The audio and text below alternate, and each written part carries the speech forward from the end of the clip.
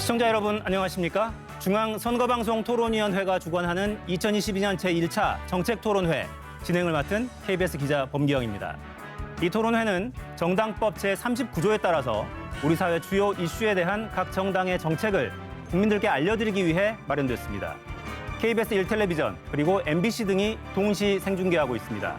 아울러 중앙선거방송토론위원회 유튜브, 네이버 TV, 카카오 TV 등에서도 실시간으로 보실 수 있습니다. 먼저 오늘 각 정당을 대표해서 나와주신 6분 토론자를 소개해드립니다. 먼저 더불어민주당 김병주 국회의원입니다. 네, 안녕하세요. 더불어민주당 김병주 의원입니다. 네, 다음으로 민생당 김정기 공동대표입니다. 안녕하세요. 민생당 대표 김정기입니다. 기본소득당 오준호 공동대표입니다. 안녕하십니까. 기본소득당 공동대표 오준호입니다. 정의당 배진교 국회의원입니다. 반갑습니다. 정의당 국회의원 배진교입니다. 국민의힘 최형두 국회의원입니다. 네, 국민의힘 국회의원 최영두입니다. 시대전환 조정훈 당대표입니다. 시대전환 입법노동자 조정훈입니다. 토론자의 좌석과 발언 순서는 사전에 추첨으로 결정됐다는 점도 말씀드립니다. 자, 오늘 토론의 주제는 민생 중심의 국회를 위한 각 당의 대응 방안, 그리고 미중 갈등 속 외교정책 방향 이렇게 두 가지로 준비되어 있습니다. 진행 방식은 사회자가 먼저 공통 질문을 드리고요. 거기에 대한 각 당의 입장을 듣고 시간 총량제 토론으로 진행됩니다. 공통 질문에 대한 답변 시간은 1분 30초씩 시간을 드리고요. 시간 총량제 토론에서 발언 시간은 6분 30초씩 배분이 되어 있습니다. 이 앞에 있는 모니터가 있는데 시간이 표시가 되고 있습니다. 참고하셔서 주어진 시간 잘 안배하셔서 발언하시기 바랍니다.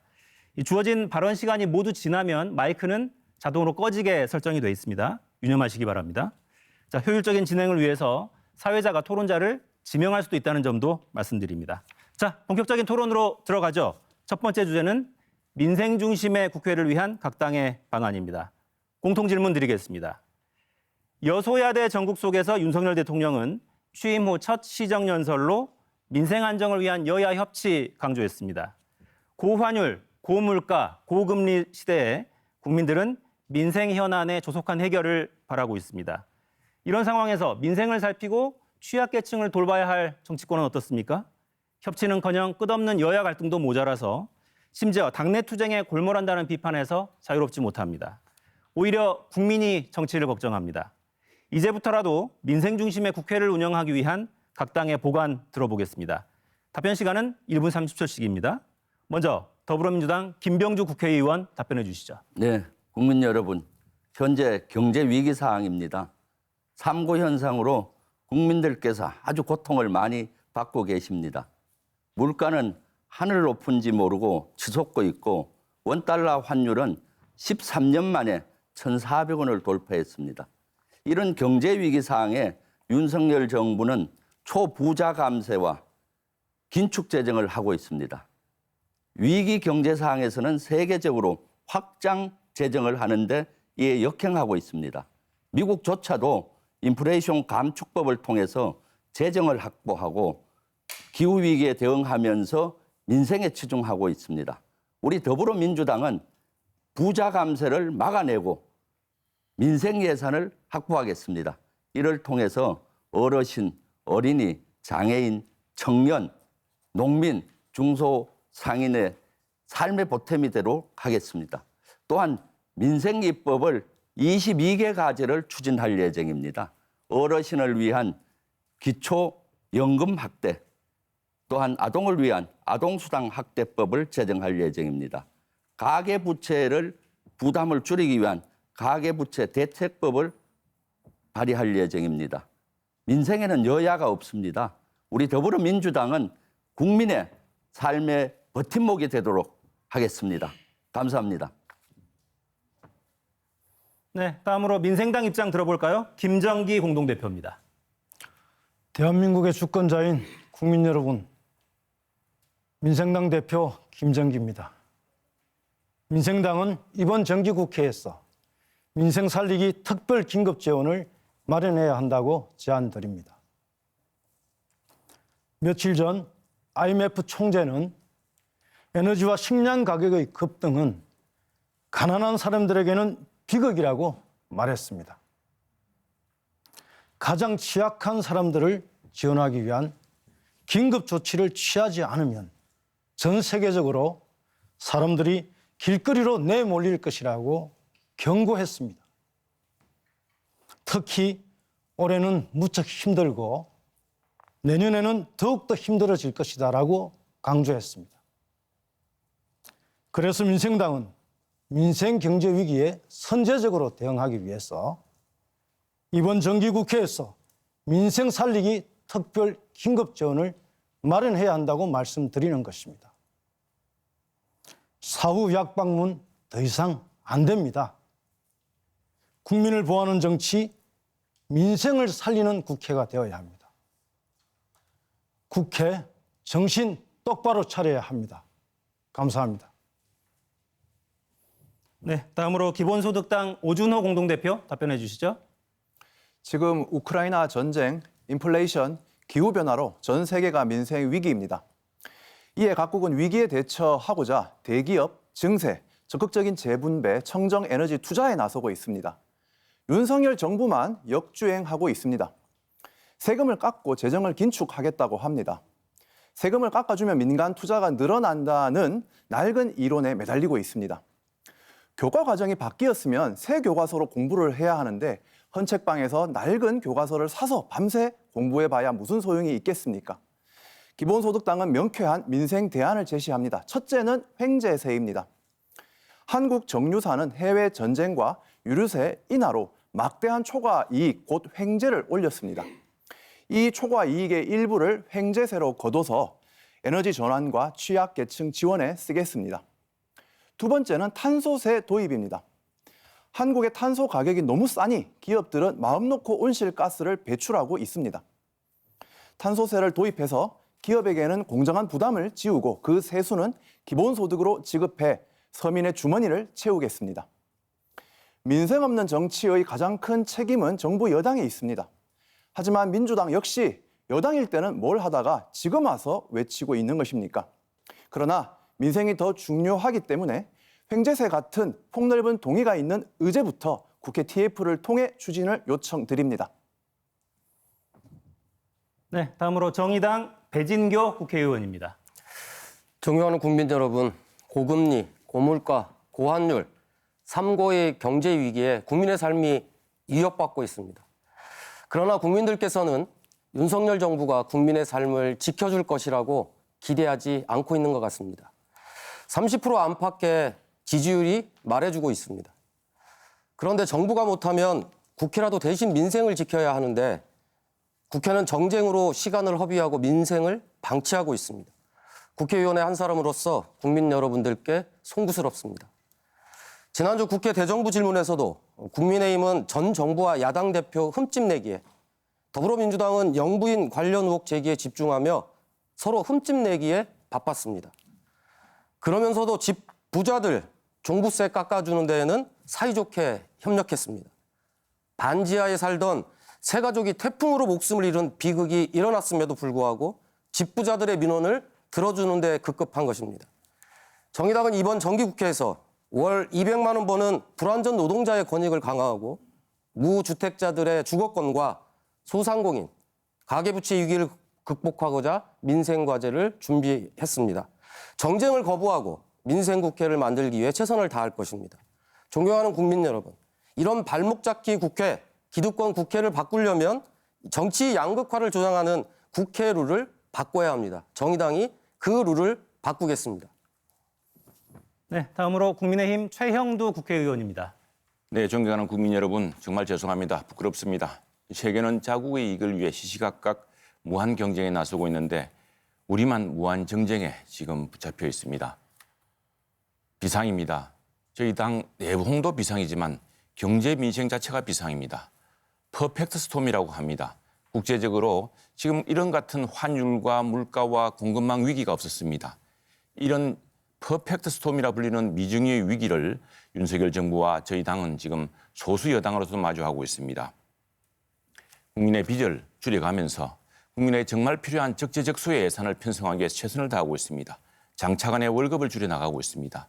국가 재정이 빠듯하지만 국가가 지난 정부가 엄청난 빚을 내어서 더 이상 빚을 낼 수 없고 자칫 국가 신용 등급이 떨어지면은 우리가 조달하는 금리가 더욱 높아져서 서민과 국민들이 더욱 힘들어지는 이런 이중고 사정 때문에 저희들이 더 이상 빚을 낼 수가 없습니다.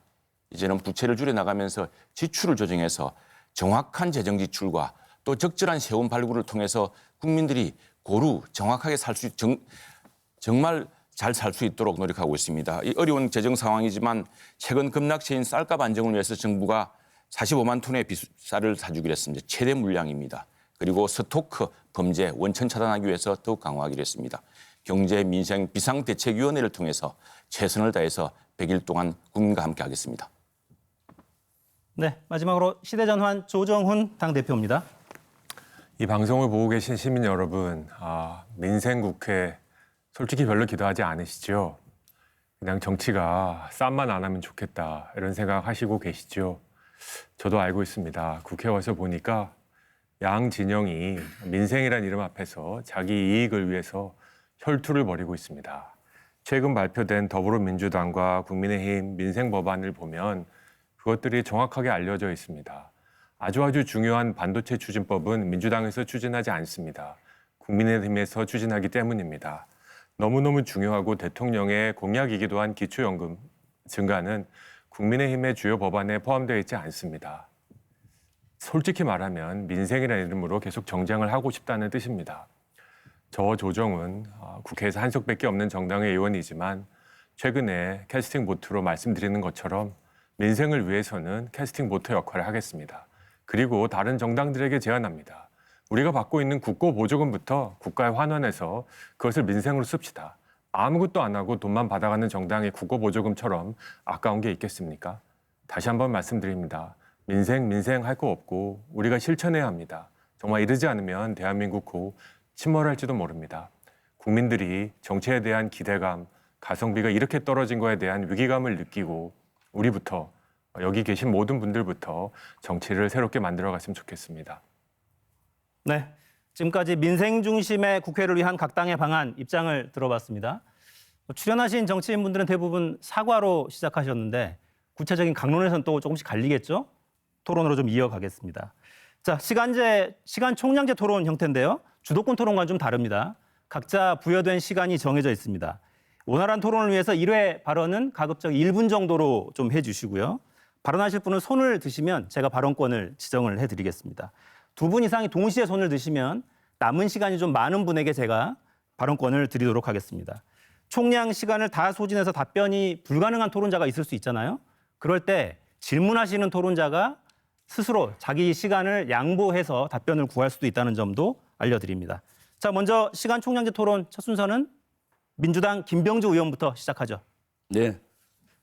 지금 저희 민주당에서는 민생 예산과 민생 법안을 통해서 국민의 삶의 보탬이 되려고 하고 있습니다.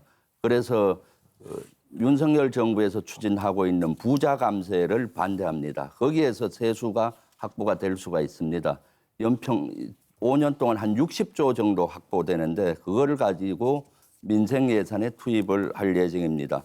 민생 입법도 추진하는데 어르신을 위한 기초연금 확대법이라든가 출산 보육 법안, 아동 수당 확대 이런 것들도 추진할 예정이고 농업인 쌀값 정상화법 또한 중소기업을 위한 납품 단가 연동제 도입법 또 장애인을 위한 장애인 국가책임법 노동자를 보호하기 위한 노란봉투법 이런 것들을 쭉 추진할 예정입니다. 이런 민생 법안에 대해서 정의당의 배진교 의원님 어떻게 생각하십니까? 그리고 정의당에 추진하고 있는 혹시 민생 법안이 있습니까? 네.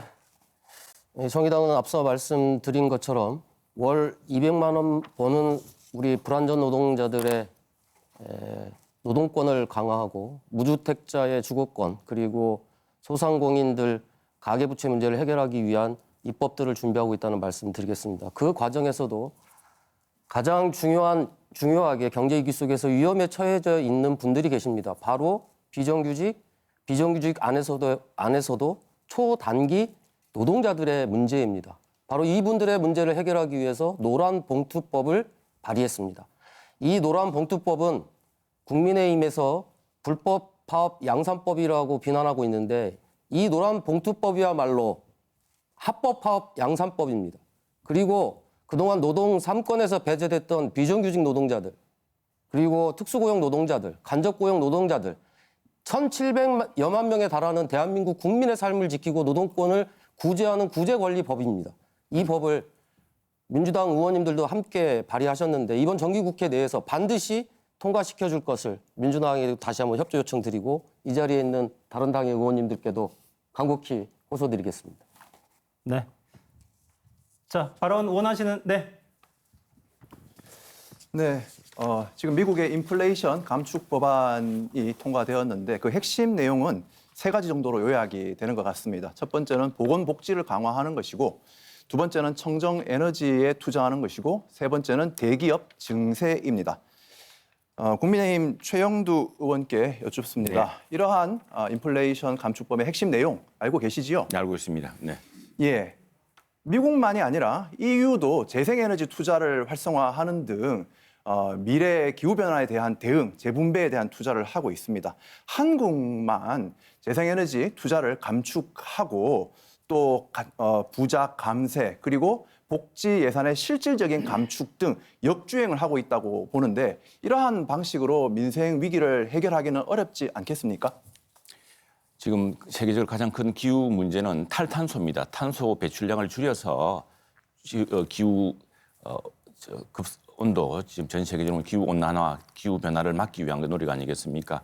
근데 거기서 가장 중요한 것은 원전입니다. 원전. 탈탄소에 가장 합당한 것은 원전이었습니다. 왜 우리가 1970년대 말에 핵무기를 포기하고 원전을 짓기로 했냐면 우리의 지정학적 구조가 에너지 독립을 위해서는 중동으로부터 그 멀리서 유조선으로 에너지를 수입하고 또 지금 급등하고 있는 가스를 도입하는데 그 많은 비용을 쓸 수가 없어서 원전을 짓기로 했던 것입니다. 그리고 세계 최고의 원전 안전 기술을 지금 갖고 있습니다. 하고 또 하나 그래서 지금 유럽도 텍소노미를 통해서 또 우리나라 텍소노미를 통해서 안전한 원전 지금 과거에 문재인 대통령도 세계적으로 자랑했던 그 안전한 원전을 통해서 더 풍부한 에너지 자립을 탈탄소를 이루면서 하겠다는 것이고요. 그리고 재생에너지 문제는 저희들도 동의합니다. 재생에너지 해야 됩니다. 재생에너지는 여러 가지가 있습니다. 풍력과 또 태양광과 여러 가지가 있지 않습니까? 그런데 지난 정부에 한 5%만 조사를 해봤더니 태양광을 통해서 엄청난 재정 낭비가 있었습니다. 세금 도둑질이 있었습니다. 이런 문제는 용납해서는 안 되겠죠. 그러나 지금 새로운 에너지 믹스를 통해서 또 인플레이션 감축 법안이 미국에서 하고 있는 그런 새로운 에너지의 그 기후 변화를 감안한 탈탄소의 에너지 정책은 저희들도 똑같이 추진하고 있습니다. 네. 유럽에서 텍소노미에 원전을 포함시키고 있는 것은 원전을 활성화하자가 아니라 화석 연료 산업을 빨리 축소시켜야 되는데 그 과도기적으로 좀 불가피한 어떤 측면이 있는 점입니다. 그런데 한국은 화석 연료 산업의 축소 감축에 매우 소극적입니다. 탄소세 도입을 정부의 용역 보고서에조차도 권고하고 있는데 차일피일 미루고 있습니다. 한 번만 더 질문을 좀 드리겠습니다. 최근에 국회에서 기본소득당 용해인 의원이 윈드폴 텍스라는 법안을 발의했습니다. 그것은 영어 이름이고요. 한국어 법안명을 알고 계시죠? 네네. 예, 무엇인지 말씀해 주시겠습니까? 횡재세라 그러죠. 예. 맞습니다. 횡재세는 마치 윈드폴, 바람이 불어서 열매가 떨어졌을 때 밑에 있는 사람이 횡재를 했다면 그것을 다 가져갈 수는 없다라는 것입니다. 그래서 정유사의 초과 이득, 전쟁이라든가 고물가, 고유가의 어떤 세계적인 외부 요인에 따른 초과 이득은 횡재로 간주해서 그 일부를 환수해서 에너지 전환이나 또 취약계층 지원에 쓰자는 법안인데 이에 대해 어떻게 생각하십니까? 합리적으로 토론할 문제라고 생각을 합니다. 네. 자, 김정기 대표가 아직 발언하지 않으셨는데요. 발언 기회 드리겠습니다. 예. 민주당 김병주 의원님께 질문을 좀 드리겠습니다. 모두 발언에서 말씀하셨을 때 민생법안 22개 과제를 말씀하셨는데요. 민생당 입장에서 볼 때는 현재 국회 내 기류 중인 1만여 개 법안 대부분이 직간접적으로 민생과 관련된 법안입니다. 그러나 이러한 법안들도 현재 국회에서 계류돼 있죠. 국회는 치열하게 연구하고 검토하여 조속히 입법화해야 함에도 불구하고 그러지 못하고 있습니다. 그런데 또 이렇게 민주당 김병조 의원님께서는 민주당의 22개의 입법 과제를 말씀을 하셨습니다. 현재 계류되어 있는 입법도 제대로 실천되지 못하고 입법화되지 못하고 있습니다. 그런데 또 새로운 민생법안 과연 입법이 가능한지 질문을 드리고요. 저희 민생당 입장에서는 아까 말씀드린 것처럼 입법도 중요하지만 그것을 입법화하고 실천하는 것이 무엇보다 중요하다. 이 말씀을 드리면서요. 현재 우리 엄청난 경제 위기가 닥쳐오고 있습니다. 이 경제 위기 속에서 우리는 긴급한 민생 재원을 먼저 마련하는 것이 더욱더 올바르지 않나라고 주장을 하고 있는데요. 우리 김병조 의원님께서는 이 부분에 대해서 어떻게 생각하시는지 말씀을 듣고 싶습니다. 네. 우리 더불어민주당에서는 지금 경제 위기를 맞아서 가장 취약한 계층 또 가장 어려움을 겪을 분들을 쭉 생각을 하고 그분들을 위해서 아주 급한 법안들을 22개 분야를 뽑았습니다. 쭉 법안은 22개보다 훨씬 더 많은데 분야가 22개 분야고요. 이것은 이번 정기국회 때 꼭 통과시키도록 노력하겠다라는 것이 우리 당의 방침입니다. 사실 겨울이 오면은 가장 추운 그룹들은 가난하고 소외된 그룹들입니다. 그래서 지금은 위기 상황이기 때문에 많은 법안이 있지만은 민생과 관련된 법안은 우선적으로 해줘야 되겠다. 어르신, 노약자, 아동, 청소년 또는 농민 또 중소상인 이런 분들을 위해서 삶의 보탬이 될 수 있는 법안은 이번에 꼭 통과시키려고 합니다. 그 외에도 민생과 관련된 지금 김정기 위원장님 말씀하신 대로 많은 법안들이 계류 중에 있습니다. 그런 것들도 앞으로 여야가 협치해서 잘 하도록 그렇게 하겠습니다. 지금 우리 민주당에서는 야당이 되었지만은 다수당입니다. 그래서 정부를 견제하면서도 사실은 민생 입법과 민생 예산을 확보해서 민생을 도울 수 있는 방안을 찾은 것이 민생 입법 22개 과제라고 말씀드릴 수 있습니다. 네. 민생 중심의 국회를 위한 각 당의 방안 들어보고 있습니다. 자, 조정훈 대표 아직 발언하지 않으셨는데요. 기회 드리겠습니다. 네, 지금 우리가 두 가지를 헛갈리고 있는데요. 지금 민생 위기가 닥쳤다라는 거 하나하고 탈탄소, 재생에너지와 같은 전환의 정책들을 지금 두 가지를 섞어서 얘기하고 있습니다. 탈탄소 당연히 지지하고요. 재생에너지 산업, 미래 산업 맞습니다. 근데 우리 국민들, 대부분의 시민들은 지금 당장 먹고 사는 문제, 굶어 죽게 생겼다라는 문제 앞에서 탈탄소, 재생에너지가 혹시 내 일자리 뺏는 거 아니냐라는 막연한 두려움이 있는 것도 사실입니다. 진보 진영의 정치가 이런 것들을 너무 무시하면 안 된다라고 저는 생각을 합니다. 국민들의 삶에 불안감을 주면서까지 자신들의 의제를 밀어붙이는 것은 진보 정치의 진정한 모습은 아닐 거라고 생각합니다. 횡재세 말씀하셨는데요. 저는 그 어휘에서 이런 느낌이 듭니다. 마치 돈 버는 것이 죄인 것 같은 느낌이 듭니다. 국민 여러분이 돈 버는 거, 그거에 대한 낸 세금이 과연 벌금일까요? 저는 세금은 절대로 벌금으로 간주돼서는 안 된다고 생각합니다.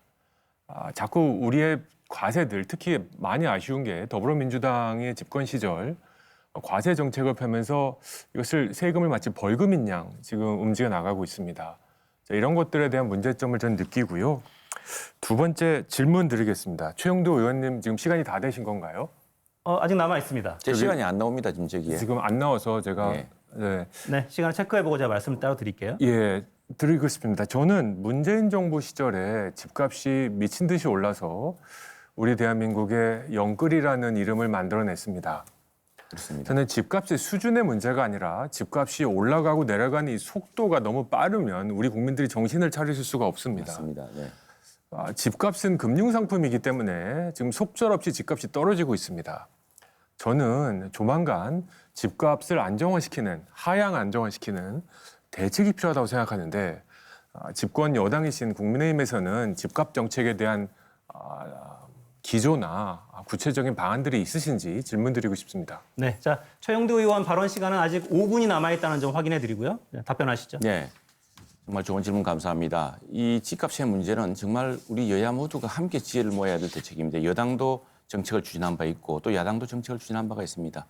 2년 전에 그 임대차 3법을 통해서 당시 민주당은 선량한 입법 의도를 가지고 시작했지만 결과적으로 젊은 사람들에게 큰 집값 폭탄을 안겼습니다. 이제는 월세 소장농으로 전락시켰습니다. 과거 저희들이 결혼했을 때만 해도 10년, 15년, 20년을 돈을 벌면은 전세를 거쳐서 집을 살 수가 있습니다. 이제는 집값이 너무 올라서 그리고 전세 가격도 너무 올라서 전세가 사라져서 살 수가 없습니다. 그 사다리가 없어졌습니다. 이런 합리적으로 돌아가는 시장의 기제를 일부러 망가뜨려가면서 선량한 의도를 과시하려고 하다가 결과적으로 더 큰 사람에게 큰 재앙을 안기고 말았습니다. 그런 잘못된 정책 같은 것은 여야가 토론을 통해서 충분히 합리적으로 그럴 수 있었는데 그러지 못했습니다. 이제 저희 여당은 새로운 집값 정책이라든가 주택 공급 정책을 여야가 합리적으로 토론해서 또 우리 조정훈 시대전환 의원님과 함께 논의해서 결정하겠습니다. 또 하나는 충분한 공급 대책입니다. 지금 집이 남아도는 것이 아닙니다. 집이야 옛날 집도 많습니다만 지금 많은 젊은 사람들, 우리 사람들은 직장 가까운 곳에서 좀 더 좋은 집에서 쾌적한 집에서 살고 싶어 합니다. 그런 좋은 집, 쾌적한 집, 그리고 직장과 가까운. 그래서 우리 젊은 사람들이 결혼하고 쾌적한 삶을 누릴 수 있도록 그런 주택 공급 정책에도 최선을 다하겠습니다. 네. 자, 지금 시간이 가장 많이 남아 있는 게 배진교 의원이네요. 자, 발언 기회 드리겠습니다. 네, 각 당에서 여러 가지 입법에 대한 얘기들을 많이 해주고 계시는데 결론은 국회에서 이런 논의가 제대로 진행되고 있지 않다는 것이 문제라는 겁니다. 그래서 민생을 다룰 제대로 된 국회를 만들기 위해서는 이제 국회 자체를 교섭단체 중심에서 시스템 국회로 바꿔야 한다는 것이 저희 정의당의 기본적인 생각입니다. 우리 정치가 그동안 정치 양극화로 인해서 공수만 바뀌었을 뿐이지 어느 당이 집권을 하든 간에 5년 동안 그 자당의 대통령을 지키기 위해 급급했고 또 반대쪽에서는 그 대통령을 공격하기에 급급했습니다. 이렇게 양극화된 정치 그리고 국회 상황에서 과연 대화, 양보, 타협의 정치가 가능하겠습니까? 이미 불가능한 상태에 와 있습니다.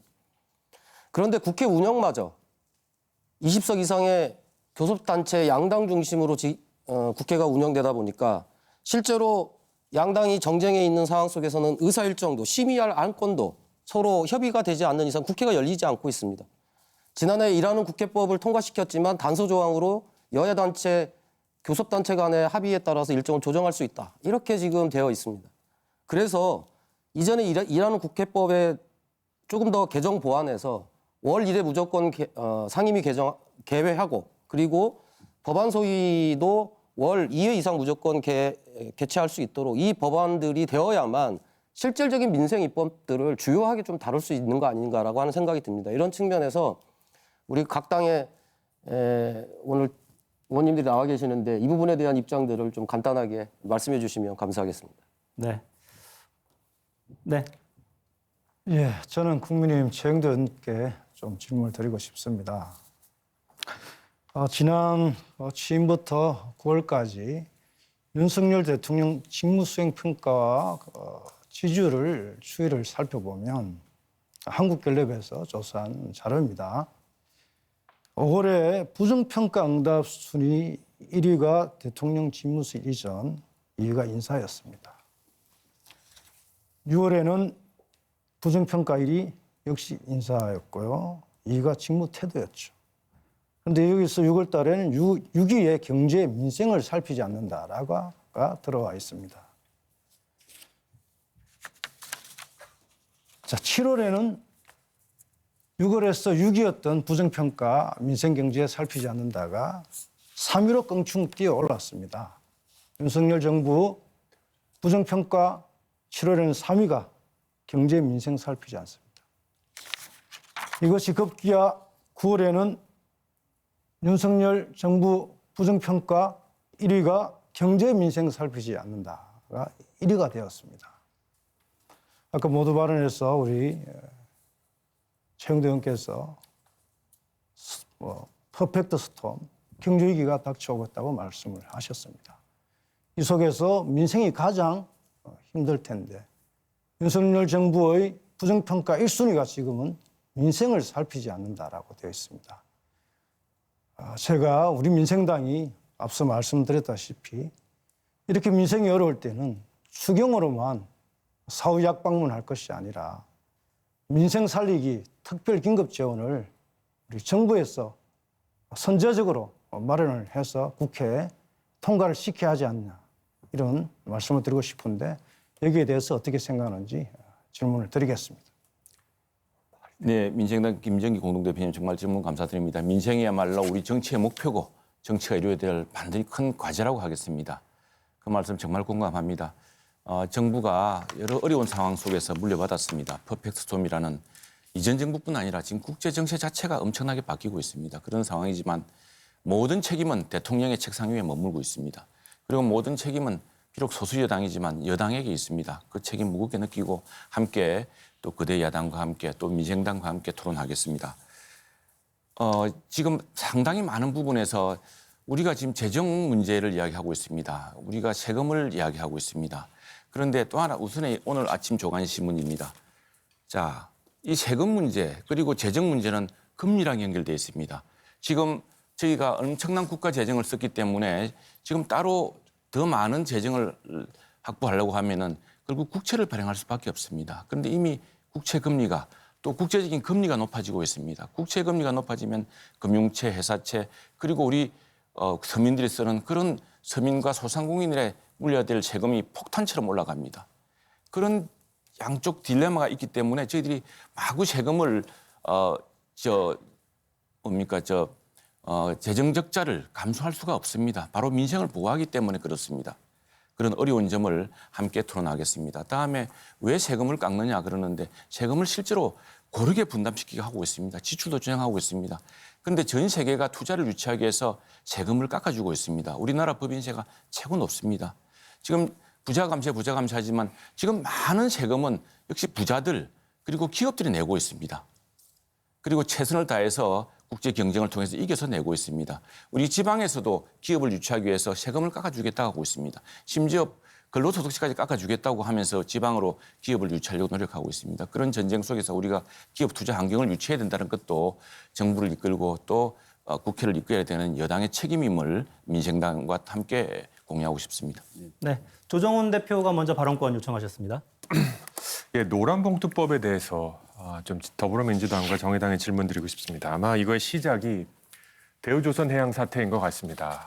정말 많은 국민들이 안타까워했고 그리고 어렵사리 결론이 난 상태입니다. 두 가지 교훈을 우리가 얻을 수 있다고 생각합니다. 첫 번째는 경영진의 도덕적 해이가 도를 넘었다라는 생각입니다. 국민의 혈세가 수조 원 들어간 이 대우조선해양이 일부 임원진들이 임기 연장을 위해서 주가 조작을 했다는 사건은 이미 밝혀졌습니다. 저는 국민의 대우조선해양 이런 식으로 나가면 정말 매각해 버려야 된다고 생각합니다. 국민의 혈세를 써서 몇몇 임원들의 배만 불리는 행태 막아야 된다고 생각합니다. 두 번째가 이제 노조와 관련한 시위와 관련한 이제 대책이 노란봉투법으로 정의당과 더불어민주당에서 만든 거라고 생각하는데요. 저는 아쉬움을 금할 수가 없습니다. 과연 이 문제의 핵심이 노란봉투법으로 상징되는 불법 행위에 대한 또는 노동조합으로 노조 활동으로 발생된 손해에 한도를 매기는 것이 맞는가? 저는 감히 생각합니다. 더 이상 민주노총으로 상징되는 정규직 조직 노조는 약자가 아닙니다. 수억 원 원봉을 받는 분들이 더 이상 약자가 아닙니다. 이 문제의 핵심은 노동의 이중 구조, 정규직 노조와 비정규직 노조의 그 이중 구조를 해결하는 것이 문제의 핵심인데 첫 대책이 정규직 노조, 조직 노조에게 너무너무 꿈같은 노란봉투법의 발이다라는 것이 과연 이 문제를 정확하게 짚고 있는가 하는 의문이 들 수밖에 없습니다. 관련해서 더불어민주당과 정의당 의원님들께 질문 드립니다. 노란봉투법과 함께 과연 노동의 이중 구조는 어떻게 해결하실 생각이십니까? 네, 저 공통 질문에 대한 답변에서 노란봉투법 처음 제기한 게 정의당이었으니까 배진교 의원에게 발언 기회를 드리겠습니다. 안타깝게도 조정훈 의원님의 지금 문제 제기 내용이 좀 수정될 필요가 있다. 이 문제는 정규직에 대한 문제가 아닙니다. 이미 정규직 대기업 노동자들은 충분하게 회사와 노사 관계에 있어서 협상할 만큼의 충분한 힘을 갖고 있고 그리고 현재 손배 가압류는 대기업 노조에서 일어나는 일들이 아닙니다. 실질적으로는 비정규직 노조들이 실제 임금 문제와 그리고 고용 문제들을 구체적으로 제기할 수 없게 현행법에서 막고 있기 때문에 권리를 보장하기 위한 권리구제법이라고 제가 말씀드렸다시피 이분들이 그러한 내용과 관련해서 충분하게 파업할 수 있고 또 협상할 수 있는 권한을 달라라고 하는 것이 노랑봉투법의 핵심입니다. 또 하나는 노랑봉투법에서 손배 가압류와 관련해서 불법 파업에 대해서는 정확하게 적용하고 있지 않다라고 분명히 말했는데도 불구하고 국민의힘이나 정부에서는 이 노랑봉투법이 마치 불법 파업마저도 손배에서 제외시켜주는 것으로 왜곡하고 있는 부분에 대해서는 단호하게 말씀드립니다. 불법 파업과 관련해서 손배를 취하라는 얘기가 아닙니다. 이미 비정규직 그리고 간접 고용의 노동자들은 노조할 권리도 없습니다. 이분들에 대해서 노동자의 지위를 줘서 노조할 권리를 이제는 선진국이라고 하는 대한민국의 국민들 중에 1,700만 명이 그렇게 되면 노조할 권리가 없습니다. 5인 미만 사업장 아직도 노동상권 보장받고 있지 못합니다.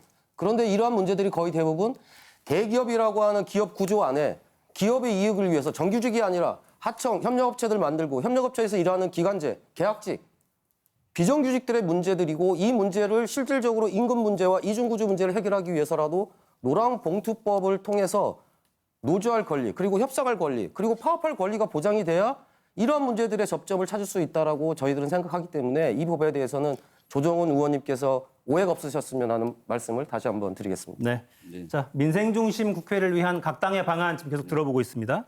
시간을 지금 보니까 오준호 대표 시간이 제일 길게 남아 있어요. 오준호 대표 발언 기회 드리겠습니다. 네, 민주당 김병주 의원님께 질문 드리겠습니다.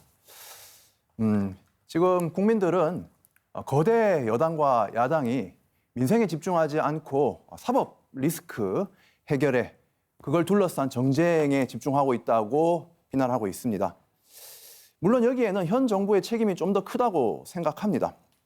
김건희 여사에 대한 국민의 의혹에 대해서는 수사가 없는데 민주당 이재명 대표의 수사만 집중하는 것처럼 보이니 국민이 납득하기 힘든 점도 있다고 생각합니다. 민주당이 이러한 검찰권 남용에 반발하는 것도 이해하지만 거대 야당으로서 민생을 위한 책임 있는 정치력을 보여야 하는데 그 점에서 반성할 점들이 많다고 생각합니다. 특히 민주당이 여당이었을 때 해결했어야 하는 문제들이 있습니다. 노란봉투법도 그러하고 스토킹 범죄의 반의사 불벌죄 폐지 같은 것도 민주당이 할 수 있는 문제였습니다. 그것을 하지 않고 있다가 지금에서 제기하고 있는 것에 대해서 반성하고 있는 점은 없는지, 그리고 책임 있는 정치력으로 민생 정치로 나가기 위한 해법은 무엇인지 말씀을 듣고 싶습니다. 자, 네. 김병주 의원 답변하시겠습니까? 예. 문재인 정부 때 민생에 대한 여러 가지를 노력했지만은 일부 부족한 것은 있습니다. 부동산 문제라든가. 그래서 우리 더불어민주당에서는 지금 경제 위기이기 때문에 야당으로서 할 수 있는 것이 있다. 왜냐하면 예산을 확보하는 거와 법안을 마련해서 민생 법안을 해서 국민의 삶을 높이기 위해서 노력하겠다는 측면에서 노력하고 있고요. 지금 조금 전에 우리 국민의힘 최영도 의원님께서 법인세를 깎아주는 것에 대해서 기업 유치가 되고 이렇게 말씀했는데 지금 우리 당에서는 법인세 최고세율 인하를 반대하고 있습니다. 왜냐하면 법인세 인하가 25%에서 22%로 인하되는데 현재 이 대상 기업은 3천억 이상의 이익을 내는 기업입니다. 현재 우리 대한민국의 기업은 84만 개인데 여기에 해당되는 기업은 84개밖에 안 됩니다. 즉 0.01%에 대한 특혜입니다. 그것이야말로 초재벌 특혜라고 보고 있고요. 현재 이렇게 민생이 어려운데 윤석열 대통령이 일방적으로 졸속으로 대통령실을 용산으로 이전했습니다. 496억만 들면 된다고 했었는데 지금 벌써 300억 가까이 들었고 앞으로 합참 이전이라든가 이런 것들을 했을 때 눈덩이처럼 예산이 굴러가고 있습니다. 그래서 국민들은 많이 걱정하고 있습니다. 여기에 대해서 최영도 의원님 어떤 생각을 갖고 있습니까? 네, 우리 김병주 의원님이 또 합참에도 근무해 보셨으니까 잘 알고 계실 겁니다. 합참 이전이라는 것은 우리 군사 전략적 차원에서 검토돼야 할 문제고 이건 청와대 이전과는 다르게 검토돼야 할 것으로 생각을 합니다. 그리고 용산 대통령실 이전 문제는 과거 정부도 했던 사안이고 그 문제를 우리 국민의 약속을 지켰다는 점, 또 청와대를 돌려주었다는 점을 또 주목해 주시면 감사하겠습니다. 이 세금은 그렇습니다. 세금은 지금 우리가 글로벌 기업들이 대한민국에 주지 않을 방법이 없습니다. 글로벌 기업들은 이제 새로운 판로와 새로운 어떤 기술을 찾아서 부단히 외국으로 가고 있습니다.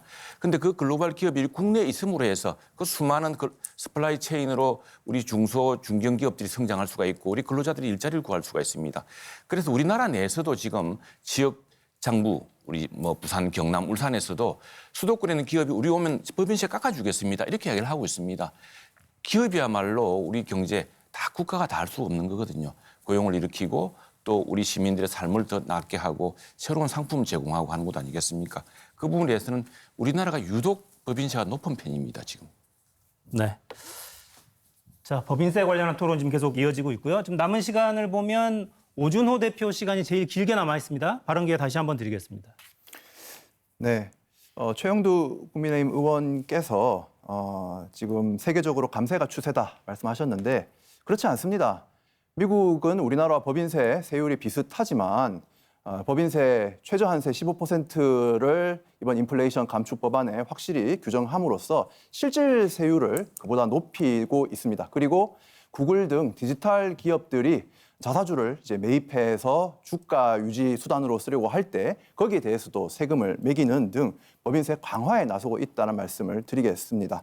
무엇보다 현재의 한국의 재정 수준이 좋지 않다라고 말씀을 하셨다면 윤석열 대통령께서 대선 후보 시절 5년간 380조 원이 들어가는 공약들을 이야기하신 것은 어떤 대책을 가지고 이야기하셨는지 궁금합니다.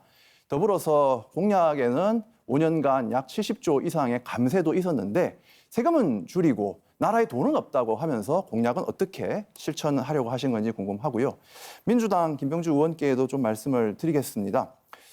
부자 감세에 반대하시는 거 동의합니다. 그런데 바로 얼마 전 일시적 다주택자의 종부세 감경 조치에 통과를 시켜주셨습니다. 그런데 이 법안의 문제점은 자세한 내용들을 모두 다 시행령에 위임하고 있다는 것입니다.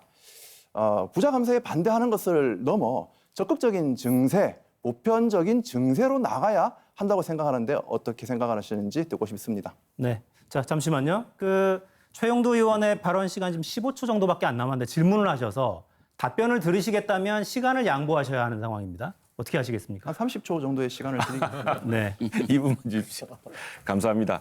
그 오해는 IRA의 15%라고 이야기한 것은요. 뭐냐면은 미국이 각 주마다 세금을 너무 많이 깎아줬습니다. 깎아줘서 지금 우리는 25%거든요. 세금을 많이 깎아주다 보니까 더 이상 깎아주지 말자. 최소한 15%는 받자라고 한 그 취지고 그다음에 우리 지출구조 조정을 통해서 또 새로운 세금 발굴, OECD를 통해서 지금 여러 가지 그 새로운 디지털세를 논의하고 있습니다. 그리고 다국적 기업들에게 세금을 어떻게 할 것인가. 이건 국제 협력을 통해서 다른 선진국들과 함께 세원을 발굴해서 정말 우리 여러 정당들이 바라는 그런 국민 민복을 위한 출마를 해야겠죠.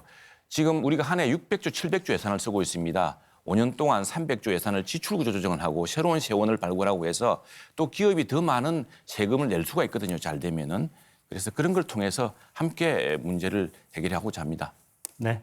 30초 양보하셨는데 딱 32초 쓰셨어요. 알뜰하게 쓰셨습니다. 감사합니다. 자, 민주당에는 종부세법 관련한 질문하셨는데 답변하시겠습니까?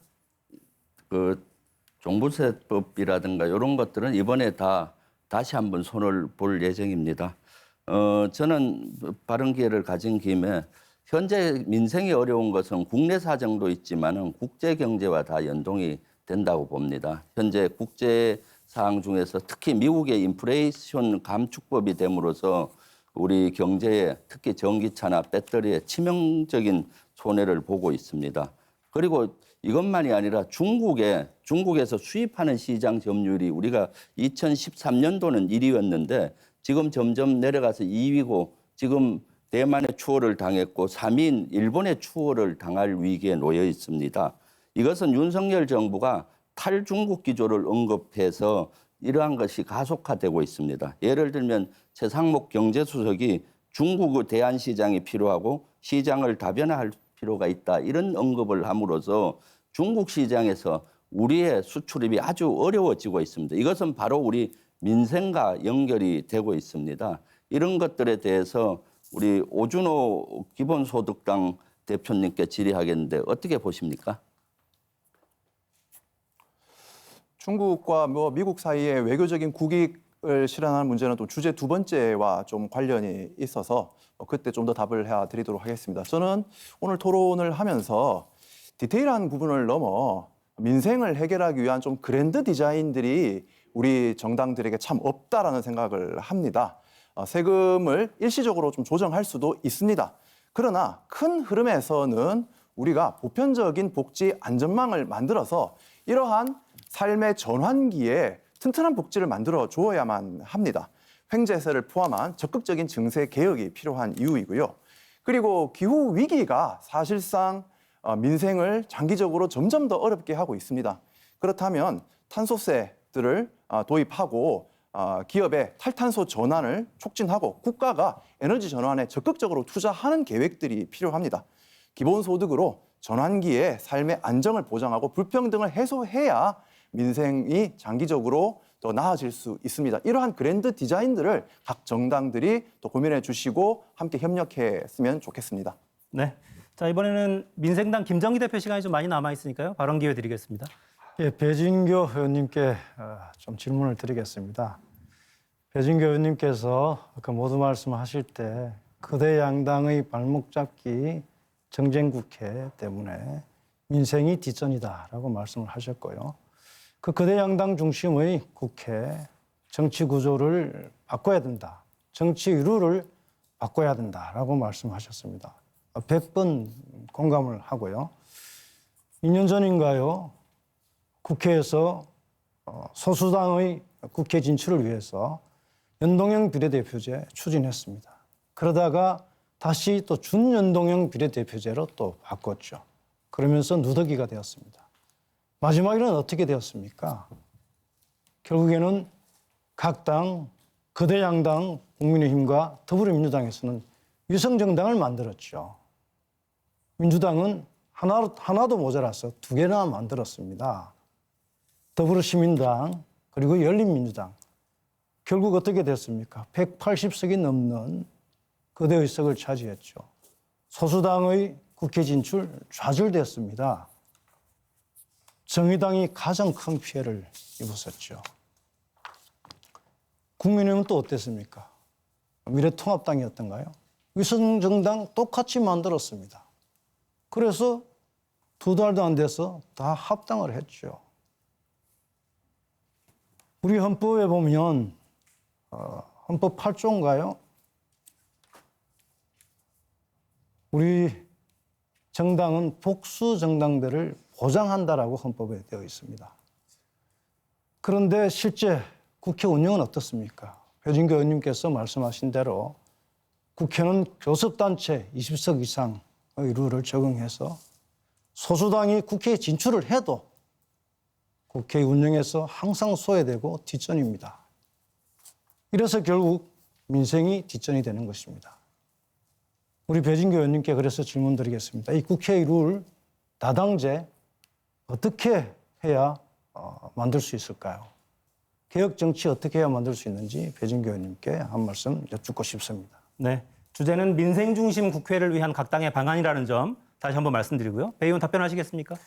네, 민생당의 김정기 대표님 말씀에 적극적으로 동의하고 여전히 다당제를 하기 위해서 독일식 연동형 비례제가 대한민국 국회에 도입돼야 된다는 말씀 간단하게 좀 드리겠습니다.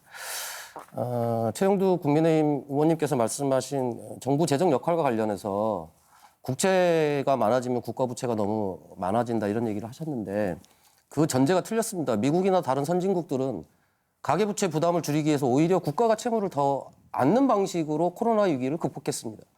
유일하게 대한민국만 가계부채가 국가부채에 비해서 2배 이상 높습니다. 이런 문제들을 해결하기 위해서 정부의 재정 역할을 강력하게 주장했던 것이고 이렇게 또다시 다가오고 있는 이 경제 위기를 정부가 국가부채 때문에 못하겠다라고 하는 것은 적극적인 자세가 아니라고 생각합니다. 그 국가가 그 책임을 안 하겠다라고 하는 것은 이 모든 문제를 다시금 가계에게 넘기겠다. 우리 국민들 개개인에게 넘기겠다라고 하는 것에 다른 말이 아니라는 것을 다시 한번 말씀드리겠습니다.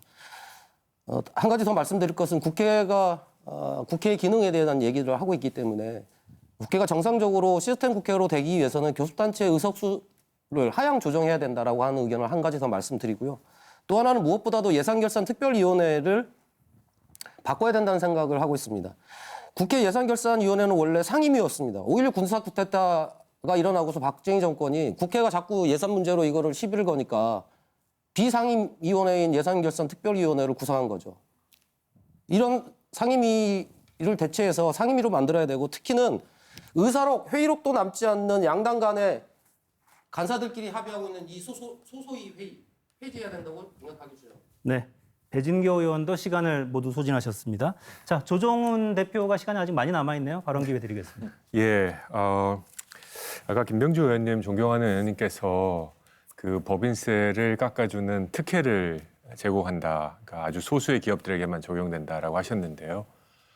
취지는 이해합니다. 근데 다만 굳이 말꼬리를 자꾸 넘어가다 보면 특혜라는 단어는 기업에게 세금을 깎아주는 건 특혜이면 동전의 뒷면은 기업에게 세금을 올리는 건 벌금 비슷하게 됩니다, 의원님. 제가 산자위 지난 전반기 국회에서 많은 법안을 더불어민주당 의원님들이 갖고 오실 때 각 지역에 산단, 산업단지를 만들자고 하시면서 조세특례를 다 넣으셨습니다. 우리 지역에 기업이 들어오려면 조세특례 주지 않으면 안 된다. 자, 이런 솔직한 심정들이 있는데 국가적 기업들의 정말 해외 경쟁을 하는 과정에 있는 기업들에게 법인세를 낮춰줘서 경쟁력을 높여준다라는 그 담론이 과연 특혜인지 저는 좀 고민이 됩니다. 오히려 과연 세금이 무엇인가? 세금은 벌금도 아니고 특혜도 아니어야 됩니다. 우리 공동체가 함께 살아가기 위해서 여력 있는 사람들이 돈을 좀 내고 없는 분들이 돈을 받아가는 아주 중요한 제도인데 저는 지난 5년간의 정치가 돈 있는 사람들에게 세금을 뺏어간다라는 느낌을 너무 강력하게 줘서 조세정을 굉장히 강하게 일으킨다고 생각합니다. 이 지점에서 우리 배진교 정의당 의원님께 질문 드리고 싶습니다. 잘 아시는 대로 우리 조세 구조에서 소위 중산층 이하 서민층이 내는 세금은 거의 없습니다. 노동자분들 중에서도 세금 안 내는 분들이 거의 50% 육박합니다. 저는 솔직히 대한민국 국민이라면 돈 10,000원이라도 세금 내야 된다고 생각합니다. 어떻게 생각하십니까, 의원님? 자, 잠시만요. 배진교 의원도 지금 시간을 다 소진하셨고 조정훈 의원 시간이 37초쯤 남아 있습니다. 제 시간 다 양보하시겠습니다. 드리겠습니다. 네? 대시간 다 드리겠습니다. 네. 저한테 좀 주십시오. 배진교 의원 답변하시죠. 제 질문은 아시죠? 예. 우리나라 세금이 직접세, 간접세로 구분되어 있습니다. 대한민국 국민들 세금 내는 영역을 보면요. 근로소득세 내는 것보다 간접세 내는 부분이 훨씬 많습니다. 왜 이 부분을 간과하십니까? 이 말씀으로 답을 대신하겠습니다. 네. 그럼 제가 16초가 남아서 그런 말씀하실 수 있다고 생각합니다. 그럼에도 불구하고 제 질문의 취지는 아실 겁니다. 우리 국민들이 받은 소득에 대해서 조금씩이라도 우리 공동체를 위해서 낸다는 정신이 지금 없습니다. 있는 사람이 내야 되는 거고 없는 사람은 뺏을 자격이 있다라고 생각하는 거. 저는 진보진 보수인지 모르겠습니다만 이건 우리 사회 운영에 좋을 거 바람직하지 않다. 네. 자, 조정훈 대표도 발언 시간 모두 소진하셨고요. 김병주 의원 시간이 가장 많이 남아 있군요. 발언 기회 네. 드리겠습니다. 김정기 위원장님이 말씀한 것 사실과 다른 것은 민주당이 위성정당을 2개 만들었다고 하는데 하나입니다. 더불어시민당이고요. 법인세 조정훈 의원님 얘기한 것은 법인세 최고 세율입니다. 이것을 25에서 22%로 내리는 건데 이것은 0.01% 기업에만 해당되는 거라는 걸 말씀드리고 그러니까 이런 예를 들어서 법인세에서 세수가 확보가 안 되니까 윤석열 정부는 여러 가지 민생에 관련된 예산을 깎고 있습니다. 예를 들면 청년 일자리 8천억 원, 지역화폐 7천억 원 전액 삭감했고요. 중소벤처기업 예산 6천억 원, 코로나19로 가장 어려움에 처한 문화예술, 체육, 관광 예산 6,900억 원 이런 걸 삭감했습니다. 특히 지역화폐 이런 것들을 삭감함으로써 문제가 많은 거죠. 지역화폐는 꼭 필요하다고 생각하는데 지금 김정기 위원장님 좀 시간 남았는데 거기에 대해서 어떻게 생각하십니까?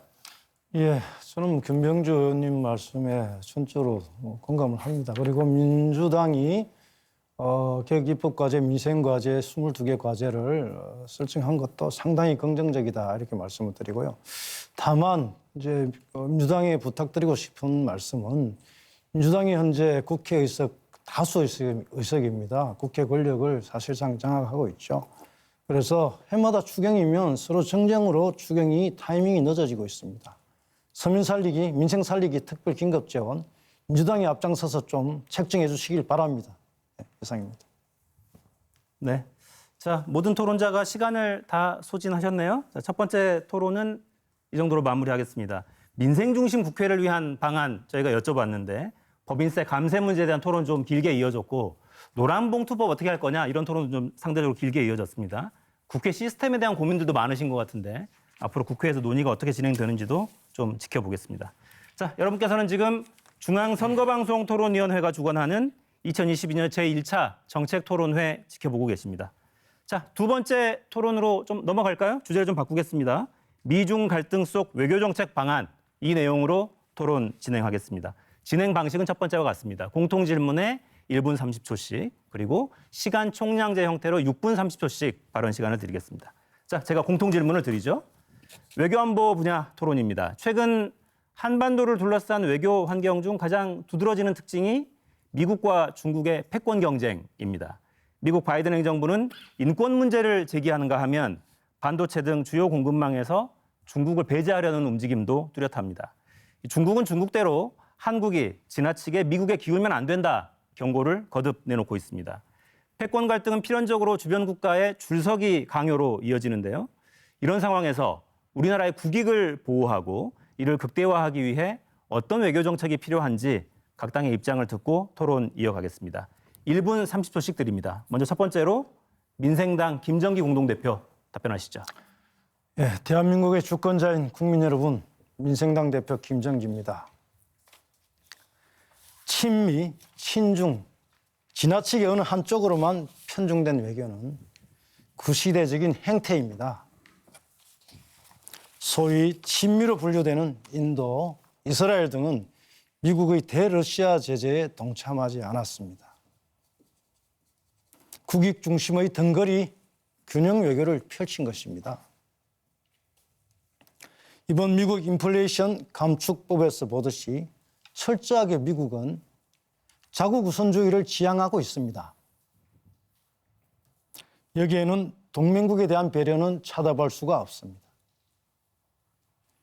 한국차에 대한 배터리 전기차 보조금 제외 등 우리 정부도 뒤통수를 세게 맞고 나서야 대응책을 마련하는 등 사후 약방문 행보를 보이고 있습니다. 중국은 물론 말할 것도 없습니다.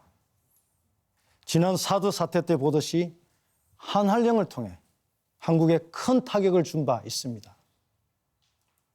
국민 여러분, 일방적 편들기, 진영 외교는 지양해야 합니다. 실용적 균형 외교로 국익을 지켜야 합니다. 감사합니다. 네, 다음으로 기본소득당 오준호 공동대표 발언 들어보겠습니다. 현 정부 외교 정책의 문제는 철학이 없다는 것입니다. 전 정부를 비난하면서 반중 행보로 중국을 자극하는가 하면 펠로시 미 하원 의장 패싱으로 또 미국도 자극합니다. 한미 동맹이 더 격상되었다고 자랑하는데 정작 미국은 인플레이션 감축법으로 한국 전기차에 타격을 줬습니다. 일본, 캐나다 등은 법안 통과 전에 치열한 로비로 요구를 관철시켰는데 우리 정부만 손 놓고 있었습니다. 어떻게 되겠지 식의 아무 준비도 없는 윤석열 정부. 이 정부의 외교 기조는 하쿠나 마타타가 아닌가 궁금합니다. 기본소득당은 한국이 무리한 반중 친미 노선에서 벗어나 국제 중간지대를 만들어 갈등의 조정자 역할을 하자고 제안합니다. 한국은 충분히 할 수 있습니다. 제조업 경쟁력 3위의 산업 국가이고 문화 콘텐츠의 강자로 떠오르고 있습니다. 그러나 단독으로는 부족합니다. 한국과 경제 규모가 비슷한 중견 국가들과 단합해야 합니다. 한국이 멕시코, 인도네시아, 튀르키예, 호주와 함께 만든 믹타가 하나의 예가 될 수 있습니다. 미국과의 동맹, 중국과의 협력 어느 한쪽만 택할 것이 아니라 중견 국가 연합을 주도하면서 미중 간의 중간자 역할을 주도적으로 해나가야 한다고 제안드립니다. 네, 자 미중 갈등 속의 외교 정책 방향 각 당의 입장 들어보고 있습니다. 다음은 정의당 배진교 국회의원 답변하시죠. 미중 패권 경쟁 속에서 미국의 바이든 대통령이 미국 중산층을 위한 외교를 하겠다고 천명했습니다. 바야흐로 자국 우선주의와 보호주의가 계속되고 있는데 미국 주도의 자유주의 국제 질서도 크게 흔들리고 있으며 각자 도생의 길로 국제 질서가 재편되고 있습니다. 그런데 윤석열 정부의 외교는 미국만 바라보고 있을 뿐 각자 도생의 눈은 감고 있습니다. 윤석열 정부는 인도태평양 경제 프레임워크 가입, 치포 가입, 중국을 사실상 적으로 규정하고 있는 나토 정상회의 참석 등 노골적인 줄서기 외교를 벌이고 있습니다. 그러나 문재인 정부와 윤석열 정부의 연이은 재벌 총수들의 미국의 일자리 창출, 투자 약속 등이 있었음에도 불구하고 미국의 대답은 인플레 감축법과 고압적인 반도체 투자 압박뿐입니다. 존경하는 국민 여러분, 이제 줄서기 외교의 시대는 끝났습니다. 줄서기에 집착하면 결국 강대국의 이익을 위한 상납과 뒤통수 맞기만 있을 뿐입니다. 각자 도생의 냉혹한 국제 무대에서 살아남기 위해서는 대한민국의 외교가 바뀌어야 합니다. 이제 대한민국 외교는 한반도 평화체제를 확고히 하는 것을 기본으로 우리도 우리 서민과 중산층을 위한 외교로 바뀌어야 합니다.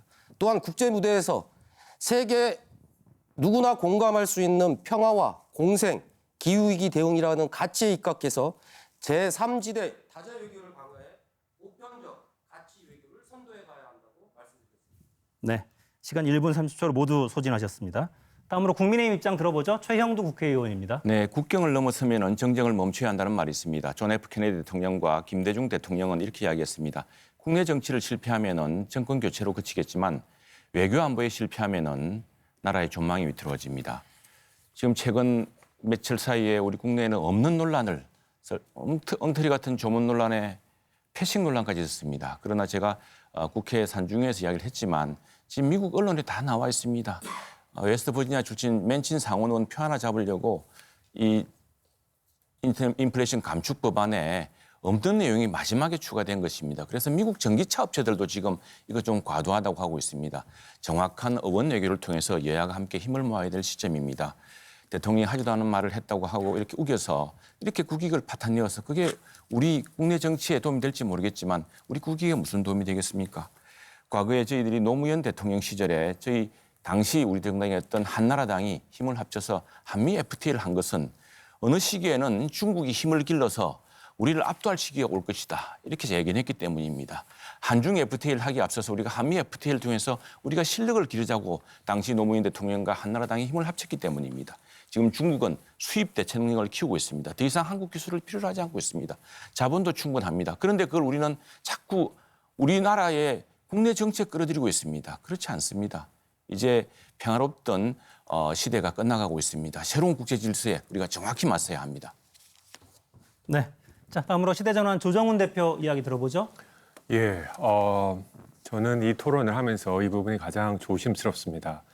우리끼리의 토론이면 서로 치고받을 수 있지만 이거는 국회의원들이 나와서 외국도 보고 있는 토론이기 때문입니다.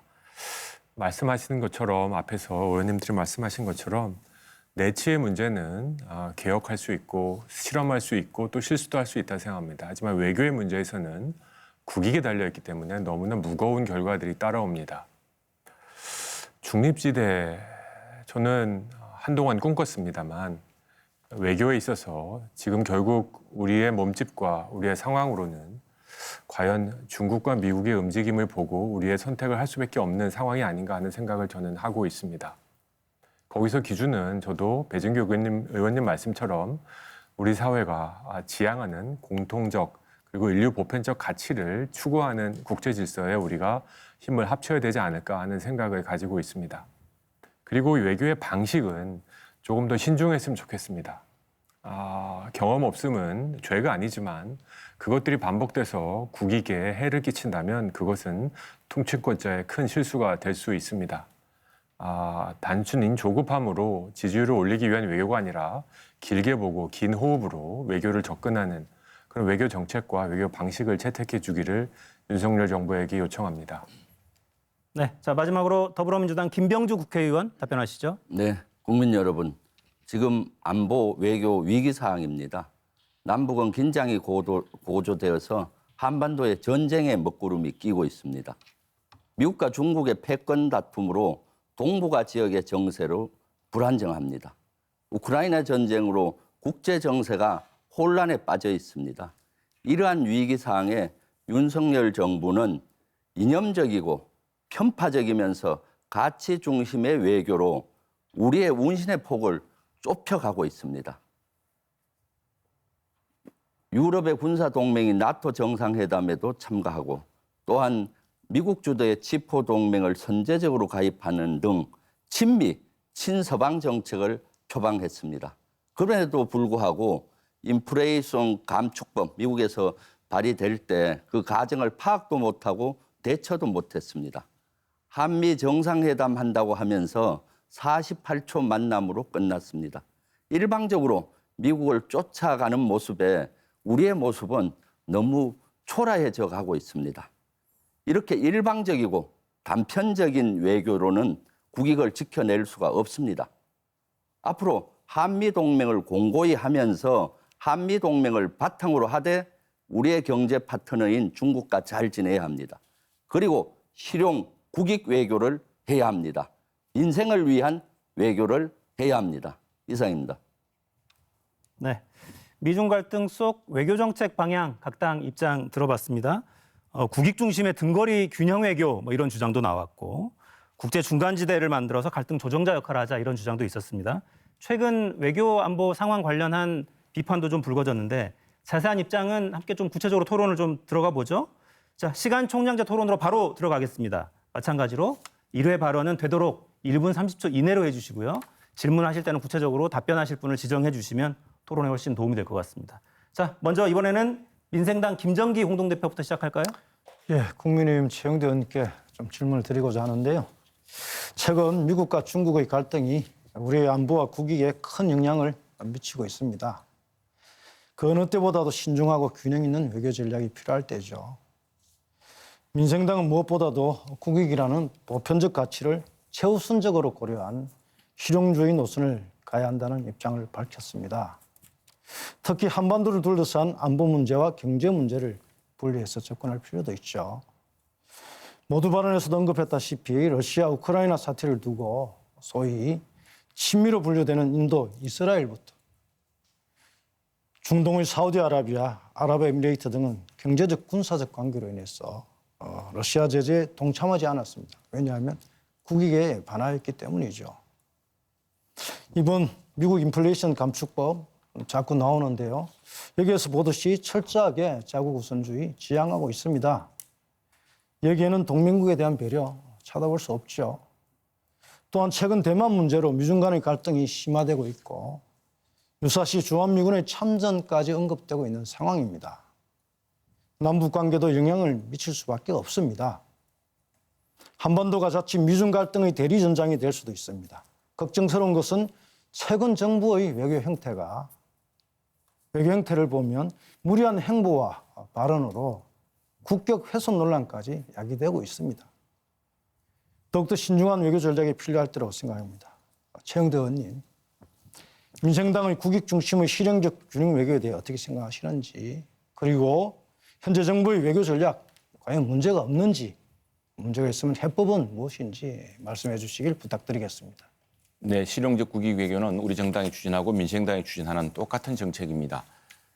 지난 30년의 시대는 지금은 지난 30년과 전혀 다른 시대를 살아가고 있습니다. 우리가 똑똑히 봐야 될 사안은 뭐냐면은 지난 30년간 우리는 중국의 경제 성장을 돕기 위해서 노력을 했습니다. WTO 국제무역기구에 중국을 받아들이려고 하지 않았을 때 우리나라가 노력해서 WTO 받아들이자고 했습니다.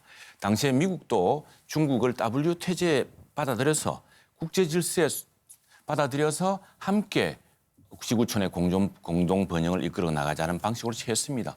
그런데 중국이 취한 방식을 보십시오. 중국은 최근에 대국 굴기 정책으로 돌아서면서 보편 질서, 보편적인 원칙을 무시하고 있습니다. 과거에 저희들이 마늘 조금 수입 중단했다고 우리나라 수출품 전체를 막지 않았습니까? 이 무역 질서에 반하는 일이었죠. 지금 중국이 우리가 무슨 외교 정책을 취했기 때문에 중국이 저렇게 한다는 것은 너무나 우리 쪽 시각입니다. 그리고 국내 정치를 자꾸 외교에 끌어들이는 시각입니다. 보십시오. 아무리 중국이 우리에 대해서 무슨 한한령을 내리고 뭘 막으려고 하지만 반도체만은 우리 투자를 유치하려고 그러고 우리 기업들을 그리고 우리 수출을 가져가고 있습니다. 왜냐하면 그건 전략 물품이기 때문이죠. 우리가 기술 우위를 갖고 있기 때문입니다. 그러나 중국이 이미 수입 퇴치에 성공했고 자기들이 기술 우위를 갖고 있는 것을 가지고서 이제 우리한테 지레 들어가고 있습니다. 그러면 우리는 어떻게 맞설 것이냐? 우리는 어떻게 기술적인 경쟁력과 격차를 유지해서 우리가 꼭 필요한 파트너가 될 것이냐? 중국에게 꼭 필요한 파트너가 되는 것이 중요한 전략입니다. 네. 자, 미중 갈등 속 바람직한 외교 정책 방향 토론 이어가고 있습니다. 자, 김병주 의원님. 네, 최근에 외교 참사가 일어나서 국민들께서 참 걱정이 많습니다. 윤석열 대통령이 영국에 가서 조문 외교 한다고 하면서 4개 일정 중에 2개 일정을 소화를 못하고 조문 외교를 제대로 못했습니다. 유엔 연설에서도 한반도의 비핵화나 한반도 정세를 설명하고 여론을 세계적인 여론을 형성할 수 있는 좋은 기회인데 한반도가 빠졌습니다. 한미 정상회담 대신 48초 만남이 있었고요. 한일 간에는 간담회 형식으로 진행되었습니다. 정상회담도 아니고 너무나 굴욕적입니다. 그것만이 아닙니다. 48초 바이든 대통령을 만나고 나오면서 막말로 국격이 손상됐습니다. 국회에서 이 XX들이 승인 안 해주면 바이든이 쪽팔리면 어떡하냐 이런 막말입니다. 국민들은 윤석열 대통령이 미국 가서 바이든 대통령 만나서 인플레이션 감축법을 해결하라고 하기를 원했는데 혹 떼고 오라고 했는데 혹 더 붙인 격입니다. 이번에 외교 이런 참사야말로 저는 책임이 져야 된다고 봅니다. 앞으로 윤석열 정부가 제대로 외교 안보 정책을 하기 위해서는 현재의 외교 안보 라인을 전격 교체할 필요가 있다라고 생각하고 국민들도 그러한 여론이 형성되고 있습니다. 최영두 우리 의원님 어떻게 생각하십니까? 우선에 지금 참 집권 경험이 있는 거대 야당이 저렇게 무모하고 무리한 주장을 하는 것이 정말 안타깝습니다. 저는 마치 우리 야당이 주작의 세계에 빠져 있는 거 아닌가 걱정이 될 정도입니다. 아니 영국 대사도 이야기하고 영국 왕실에 주최한 장례식에 국제적 정상관계 참석했고 또 장례식 이후에 그 상주들과 리셉션에 참석해서 서로 환담을 나누고 또 영국 왕실이 정해준 순서에 따라서 조문을 하고 그렇게 했습니다. 그런데 마치 장례식은 6일을 해야 된다, 7일을 해야 된다 무슨 이런 옛날에 예속 논쟁 벌이듯이 하는 걸 보고서 정말 답답한 마음이 없습니다. 두 번째, 유엔 연설은 정말 우리가 글로벌 국가로 이제 피봇 국가로 성장하기 위한 큰 어떤 담론을 보여준 것이었습니다. 지금 최근에 어제 오늘 아침에 국내 언론 나왔습니다만 트럼프하고 김정은의 친서를 보니까 우리 대통령께서 문재인 대통령 그렇게 공을 들이려고 했는데 김정은은 문재인 대통령 빼자고 했습니다. 그리고 또 욕을 또 얼마나 그 모욕에 가득 찬 욕을 했습니까? 퍼부었습니까? 이 대북 관계에서도 이제 국제적 기준과 글로벌 표준에 따른 접근이 필요한 시기고 그걸 유엔 외교에서 했던 것입니다. 그다음에 그 정말 안타까운 것은 있지도 않은 녹음 파일, 소음이 가득한 녹음을 가지고서 스스로 국격을 훼손하려고 하는 그런 논란입니다. 하나는 일본과의 관계는 그렇습니다. 저는 민주당이 김대중 오부치 시절에 큰 담론으로 돌아가길 바랍니다. 네. 자, 조정훈 대표께서 발언 기회 요청하셨습니다. 예, 우리 모두 지금 실용 외교, 국익 중심 외교를 하자라는 얘기는 다 동의한 것 같습니다. 그런데 가끔 구체적인 현안으로 내려다보면 약간 감정이 섞인 외교를 하는 경우가 있습니다. 김대중 전 대통령 말씀처럼 외교에는 감정이 없다라는 표현 굉장히 적절한 것 같습니다. 저는 이번 윤석열 대통령의 외교를 보면서 좀 낮은 지지율 때문에 마음이 좀 조급했나라는 생각을 버릴 수가 없습니다. 다만 지지율은 외교 행위로 올라가지 않습니다. 제가 이해하는 영국 조문을 가기 전 원래 일정은 이제 미국 실리콘밸리 방문으로 알고 있습니다. 실리 외교였다면 이 일정을 포기해서는 안 됐었다고 생각합니다. 오히려 본인은 대통령께서는 실리콘밸리 일정을 수행하고 총리나 외교부 장관을 영국으로 보냈으면 적절한 균형이었다는 생각을 하지 않을 수 없습니다. 이렇게 문제를 하나씩 좀 실리적으로 풀어갔으면 좋겠고요. 또 제 발언한 김에 우리 더불어민주당 김병조 의원님께 질문 드리고 싶습니다. 저는 대북 관계를 중요하게 생각하기 때문에도 한일 관계의 이 숙제를 풀어야 된다고 생각합니다. 한 가지 이제 윤석열 정부에게 조금 점수를 주는 것은 한일 관계를 풀려는 노력은 하고 있다는 인정은 합니다. 네, 쉽지는 않은 것 같습니다. 지난번 기시다 총리와의 면담 과정을 보듯이 뭐 책임 논지를 떠나서 만약에 더불어민주당이 지금 집권 정당이었다면 한일 관계를 푸시기 위해서 어떤 노력을 하실 수 있다고 생각하십니까? 네. 지금 윤석열 정부는 한일 정상회담에 너무 목을 메고 있습니다. 그것이 외교의 전부인 양 구걸 외교를 하고 있는 것이 너무 안타깝습니다. 한일 외교는 한일 관계는 풀어야 되는 것이 맞습니다. 그런데 지금까지 보수 진보 할 것 없이 원칙이 있습니다. 투 트랙으로 가는 전략이었죠. 원칙은 하나는 역사하고 독도 문제를 별개로 하고 우리 경제 문제나 문화 교류나 이런 것들을 별개로 하는 겁니다. 근데 윤석열 정부는 이거를 하나로 해서 그랜드 바겐 하겠다는 식으로 가고 있습니다. 그러니까 풀리지 않는 겁니다. 그래서 할 수 있는 것부터 해야 되는 것이죠. 여기에서 추가해서 중국과 미국과 중국의 패권하면 미국의 인태 전략으로 대별이 됩니다. 인도 태평양 전략이죠. 바이든 대통령이 인도 태평양 전략을 구상했고 만들었는데 트럼프 대통령이 최초 제기해서 만들었죠. 그런데 바이든 대통령은 그 이름과 내용을 그대로 개성해서 하고 있습니다. 그리고 인태 전략에 우리 대한민국도 들어오기를 종용을 해왔습니다. 그런데 문재인 정부에서는 한국형 인태 전략인 신남방 정책을 써서 대단한 성과를 얻었고 미국도 그것에 대해서 거부 반응이 없었고 중국도 거부 반응이 없었습니다. 지금 윤석열 정부는 아직도 인태 전략을 못 만들고 있습니다. 그리고 문재인 정부 때 잘 브랜드화된 신남방 정책을 폐기하려고 하고 있습니다. 앞으로 윤석열 정부에서는 어떤 인태 전략을 쓰는지 우리 최영도 우리 의원님께 질의하고 싶습니다. 네, 최 의원 답변하시겠습니까? 네. 그럼 지금 우리 지난 민주당 정부 했던 경험들을 잘 살펴보고 있습니다. 저는 아시안 태평양 전체를 생각하는 전략으로 가야 되고 생각하고요.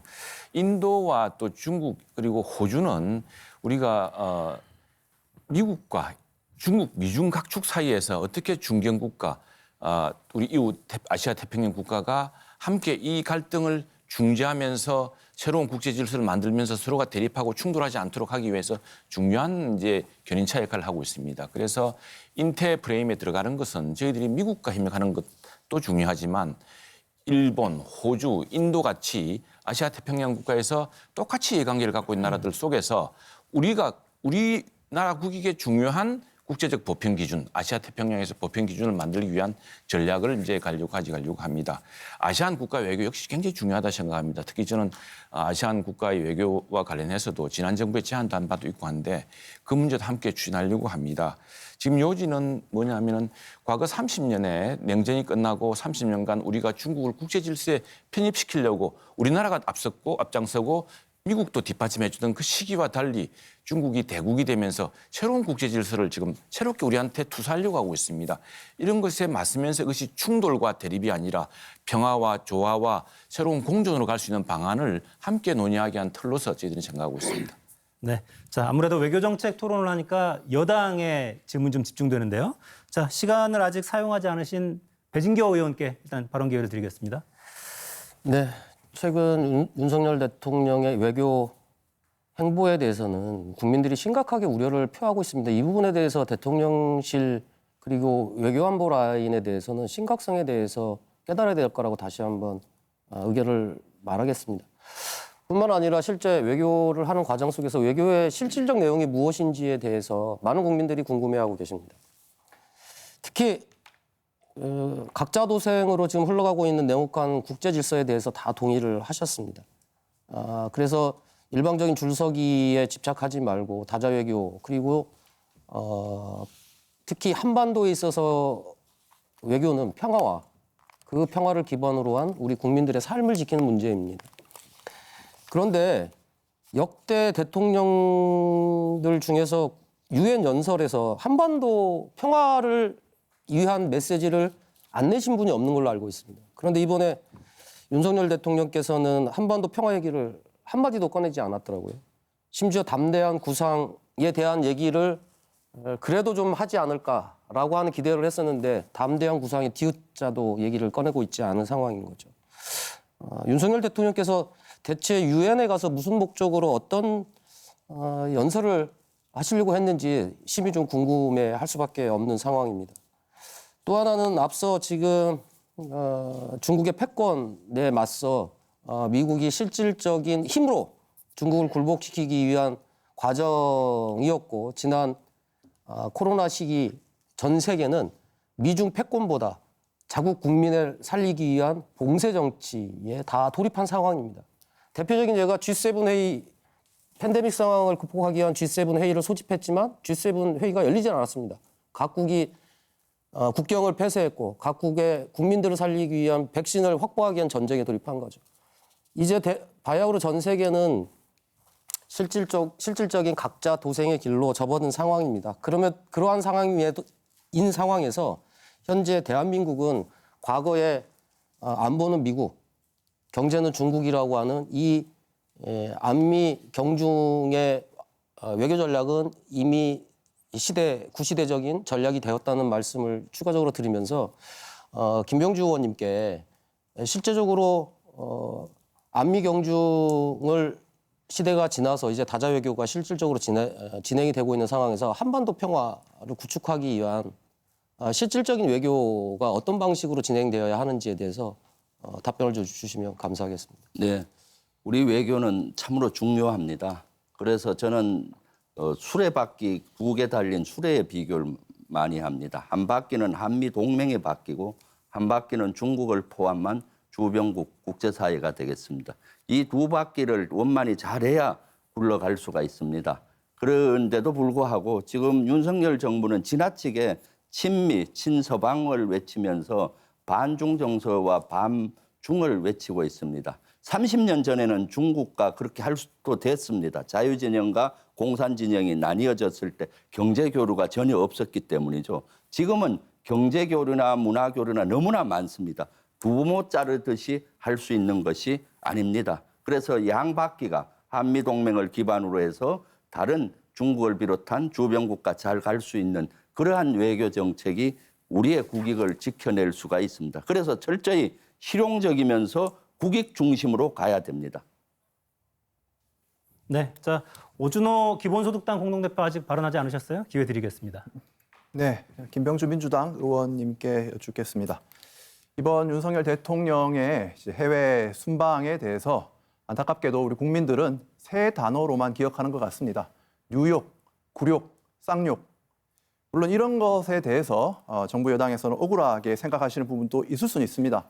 그러나 현 정부 외교 정책에 대한 누적된 불만, 이것이 이렇게 드러난 것이라고 생각이 듭니다.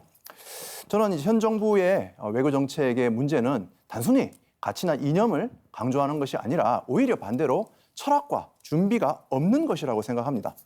중국에 대해서 반중 행보로 보여서 자극하다가 중국이 반발하면 또 눈치를 보게 되고 또 미국에는 동맹을 강조하지만 그 동맹 역시 자신의 국익에 따라 움직인다는 것을 간과하고 제대로 준비하지 못했습니다. 이번 인플레이션 감축법에서 일본의 도요타 등은 철저히 준비해서 로비를 통해서 자신의 이익을 지켰는데 한국은 법안이 통과되자 부랴부랴 김성한 안보실장을 파견하는 것을 봐도 알 수 있습니다. 이러한 정부 외교의 철학과 준비가 없는 부분에 대해서 많은 국민들이 걱정하고 있습니다.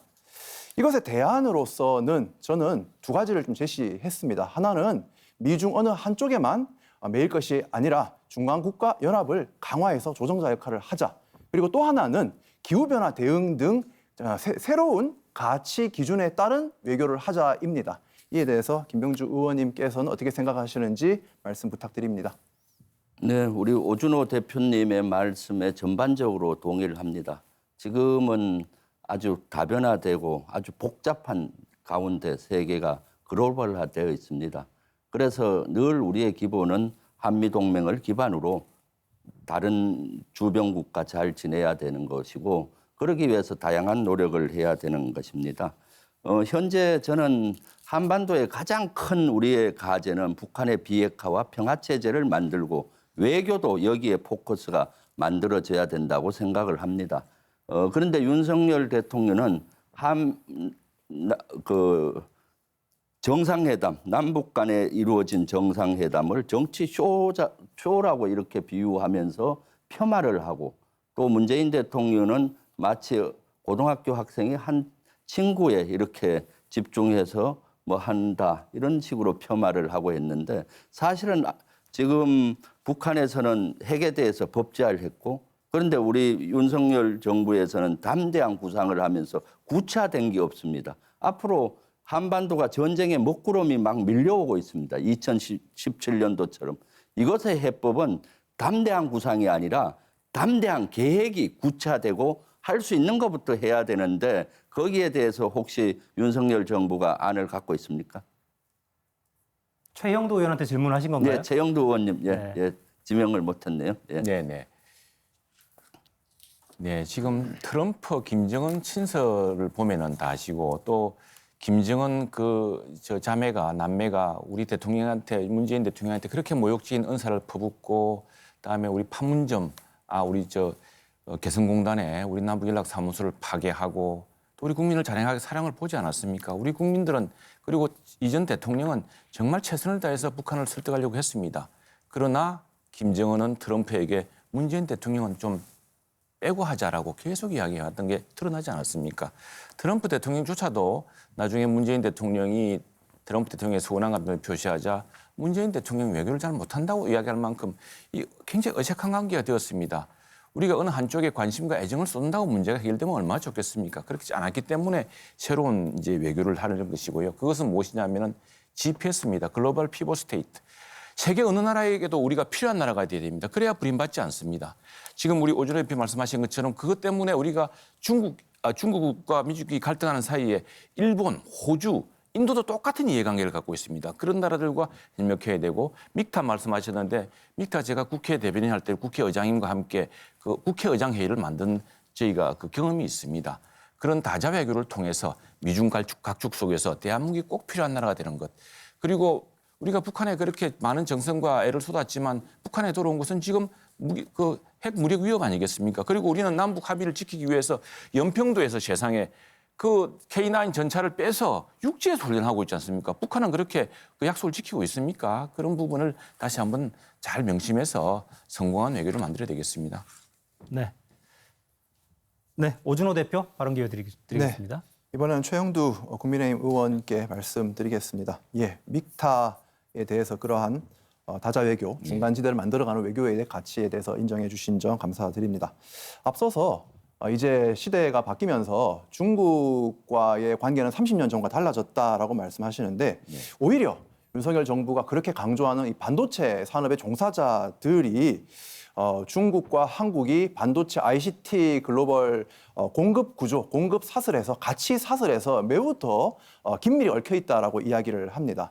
한국에 수입되고 있는 수입품 중에 특정 국가의 의존도가 80%가 넘는 그런 상품 중에 거의 절반이 중국 상품입니다. 그래서 오히려 반도체 산업 종사자들은 현 정부의 중국을 배제하려고 하는 어떤 외교 방식의 우려를 표한다는 것을 좀 말씀드리고요. 그리고 지금 미국은 반도체와 과학법이라는 법을 또 통과시키지 않습니까? 반도체와 과학법에서는 우려 국가에 투자하는 기업에 대해서는 지원을 하지 않는다라는 것이 또 명시되어 있습니다.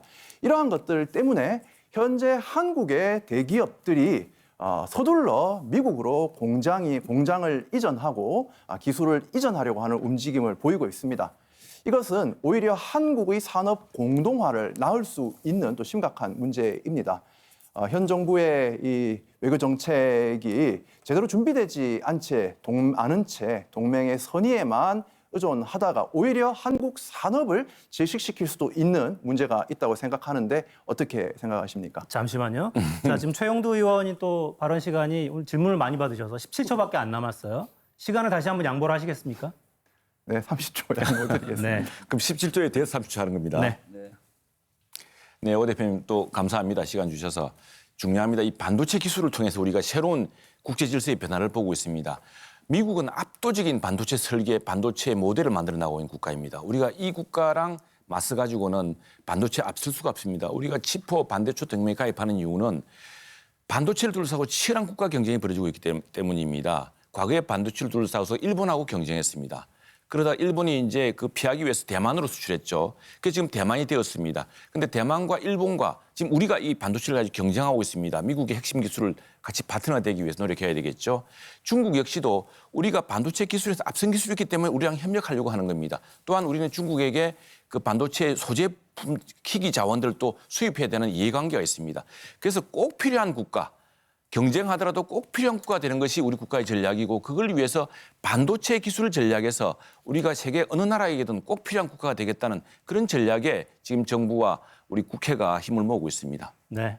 자, 이번에는 시간을 조금 더 쓰셨네요. 네, 40초 조금 넘게 쓰셨습니다. 자, 자, 이번에는 조정훈 대표 이야기 좀 들어볼까요? 예, 아까 그 반도체와 관련해서 우리 반도체 산업이 미국보다 중국에 더 많은 그 관련이 있다, 의존도가 있다, 그리고 거래가 있다라는 건 한숨에 다 사실이 아닌 거고요. 중국도 우리에게 중요한 파트너지만 반도체 산업이라는 패권 자체가 지금 미국이 갖고 있는 건 뭐 부정할 수 없는 사실입니다. 이것까지 이렇게 바꿀 수는 없는 거라고 저는 생각을 합니다. 저는 지금 고민이 아까 우리 김병주 의원님께서 말씀하신 것처럼 한반도 외교의 가장 중요한 건 이제 한반도의 비핵화, 한반도의 평화 체제 구축. 누가 반대하겠습니까? 근데 지난번 5년의 외교를 봤을 때 과연 북한이 우리가 생각하는 만큼 중요하게 여기고 있는가라는 질문에 우리 국민들이 다 지금 갸우뚱하고 계시고 또 적지 않은 국민들은 화가 나 계십니다. 그렇게 잘하려고 했는데 돌아오는 얘기는 삶은 소대가리든 비롯해서 하여튼 입에 담을 수 없는 얘기들이 많다. 왜 이런가? 저는 현실적으로 우리가 한국과 미국과 일본의 동맹 관계가 돈독할 때 소위 우리의 몸값이 올라간다, 레버리지가 올라간다. 이거 뭐 사실 아니겠습니까? 이 현실을 무시하고 우리가 북한과 1대1로 한반도 비핵화를 위해서 굉장히 의미 있는 발전을 이뤄나갈 수 있다라고 믿는 것은 현실적이지 않다라는 생각을 합니다. 그래서 아까도 제가 첫 번째 질문이 한일 관계를 풀어야 한미일 관계가 공고해지는 거고 그러면 북한이 우리를 매개로 활용할 수 있는 가능성이 커진다라는 생각은 국제 외교를 하시는 분들은 대부분 동의하는 내용일 겁니다. 최영두 의원님 시간 다 셨지만 제가 시간 좀 드리겠습니다. 아무래도 집권 여당이시니까요.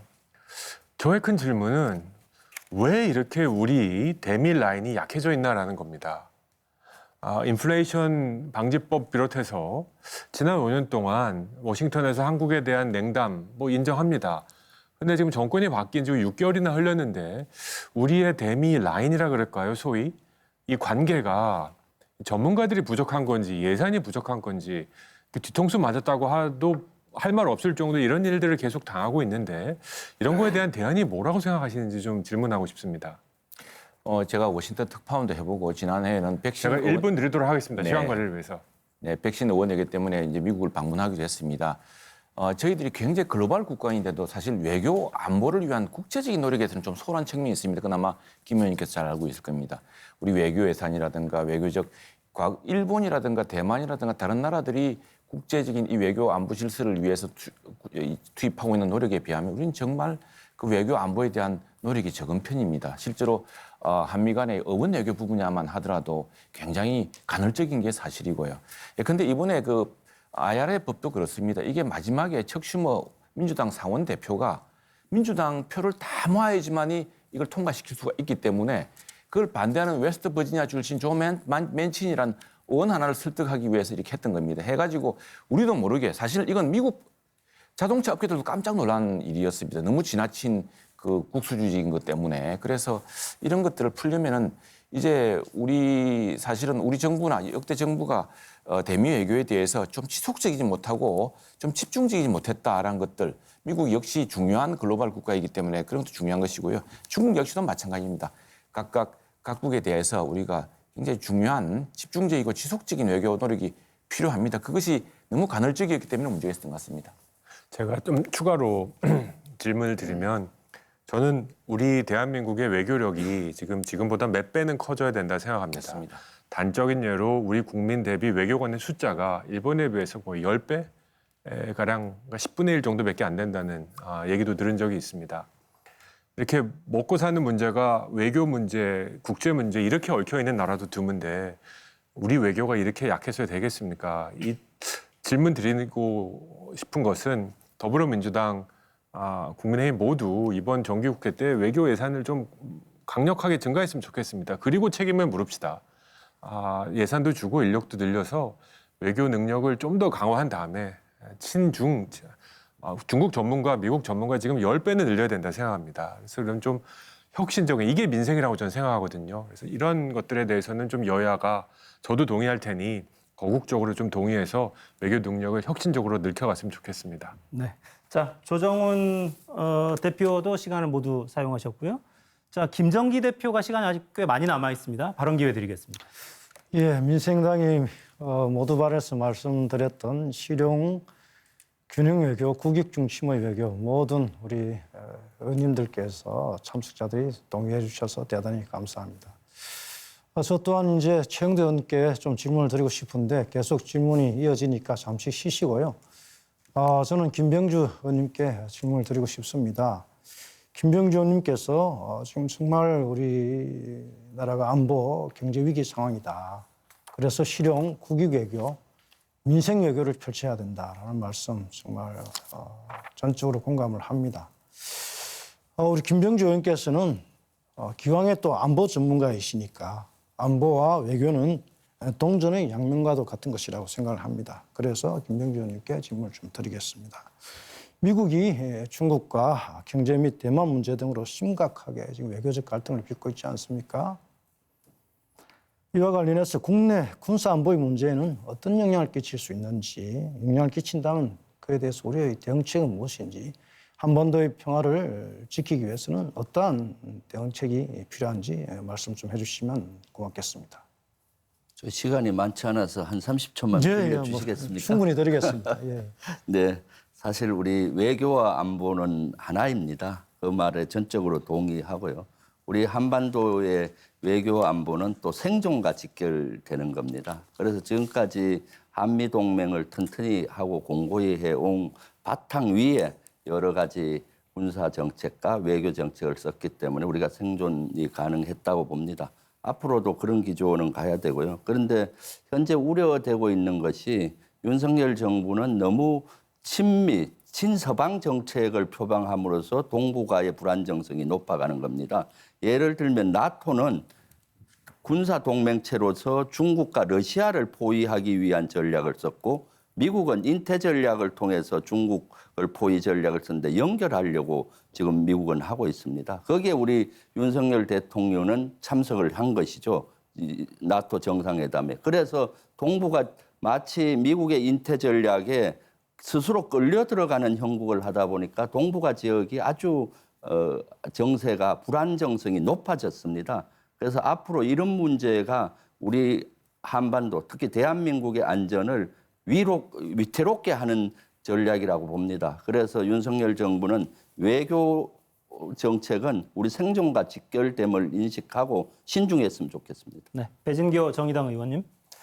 네, 앞서도 말씀드렸습니다만 미국은 이른바 자국 중산층을 위한 외교를 양보해 줄 생각이 전혀 없습니다.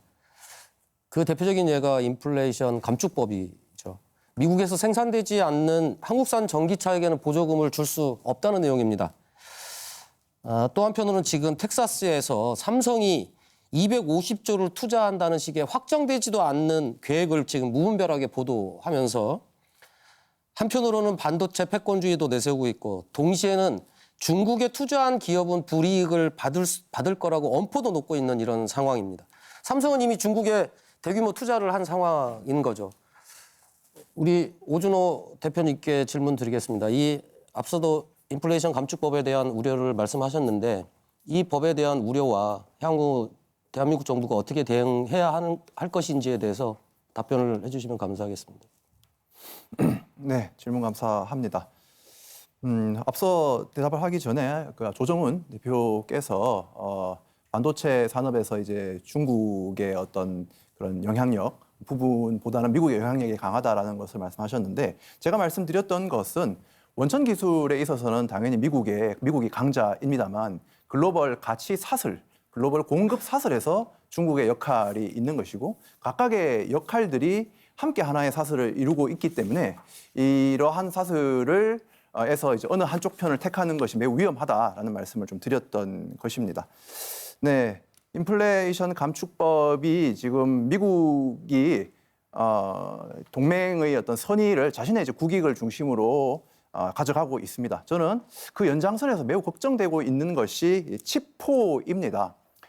칩포는 원천 기술의 강자인 미국과 메모리의 강자 한국 그리고 파운드리의 강자 대만, 소재 장비의 어떤 강자인 또 일본 이렇게 묶어서 국가 간 협의체를 만들자는 것인데 제가 우려하고 있는 지점은 미국은 이러한 국가 간 협의체를 만들게 되면 민간 기업인 삼성전자나 하이닉스를 규제하기가 더 수월해진다는 점입니다.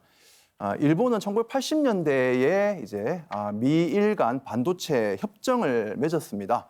그런데 이것이 시간이 지나면 지날수록 일본의 발목을 잡았다는 평가가 있습니다. 중국은 칩포에 가입하는 것에 대해서 꾸준히 우려를 전달하고 있습니다. 인플레 감축법을 넘어 미국과의 반도체 외교, 국익 중심의 외교 전반을 살펴볼 때 이 칩포의 가입은 매우 신중하게 좀 진행되어야 된다라고 생각합니다. 네, 배진교 의원.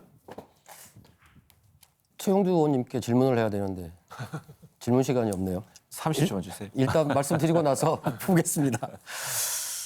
계속적으로 대한민국 외교는 한반도 평화 체제 구축이라고 하는 근본적인 문제의 중심에 서 있어야 된다 이런 말씀을 계속 드리고 있습니다. 그런데 최근에 국민의힘 태용호 의원님이 아주 선 북미 수교 주장을 하면서 화제가 되고 있습니다.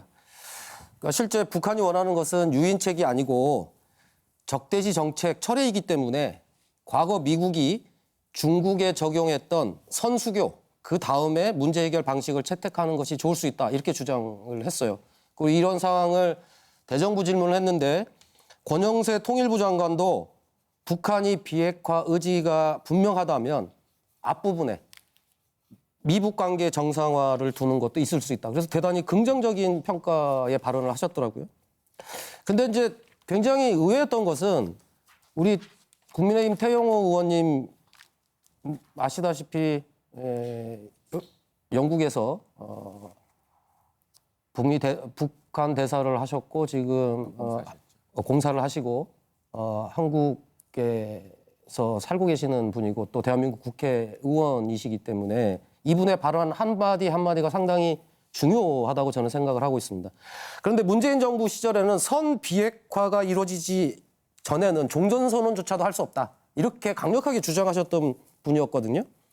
그런데 이렇게 선 북미 수교라고 하는 반대 입장으로 분명하게 돌아섰는데 태용호 의원 개인의 입장으로 이렇게 얘기를 할 수 있을까? 그래서 생각해 본 건데 태용호 의원이 얘기한 이 선 북미 수교가 과연 담대한 구상의 일부일 수 있을까? 저는 만약에 담대한 구상의 일부라고 한다면 적극 환영해야 된다고 생각합니다. 이 지점에 대해서 우리 최영두 의원님 짧게. 감사합니다. 네. 예, 그 정말 담대한 구상이죠. 역시 담대한 구상의 일환일 거라 저는 생각을 합니다. 태용호 의원만큼 이 문제에 정통한 의원도 없고요. 지금 종종 우리 사실 여야나 또 정의당이라든가 시대전환이나 또 기본소득당이나 또 민생당이나 대북 정책에 대한 입장이 다르지 않습니다. 북한의 비핵화, 또 북한과의 공존, 공영, 우리가 북한을 흡수통일할 의사도 없습니다. 자, 그렇다면 무엇이냐? 기본적인 것은 미국 역대 대통령도 이야기하고 한국 정부도 얘기했지만 악수를 하려면 주먹을 펴야 됩니다. 지금 비핵화를 핵무기를 가지고서 언제든지 공격하겠다고 위협을 하고 실험을 하고 실제로 이런 상황에서는 진전할 수가 없는 것이거든요. 북한이 진정 관계 정리를 바란다면은 먼저 악수를 정한 손을 풀어야죠. 지금 주먹을 쥐고서 휘두르면 되겠습니까? 네. 자, 배진교 의원도 시간이 다 소진이 10초만 말씀드리겠습니다. 최영두 의원님께서 주먹을 펴야 된다 이렇게 얘기하셨는데 대한민국도 주먹을 펴야 됩니다.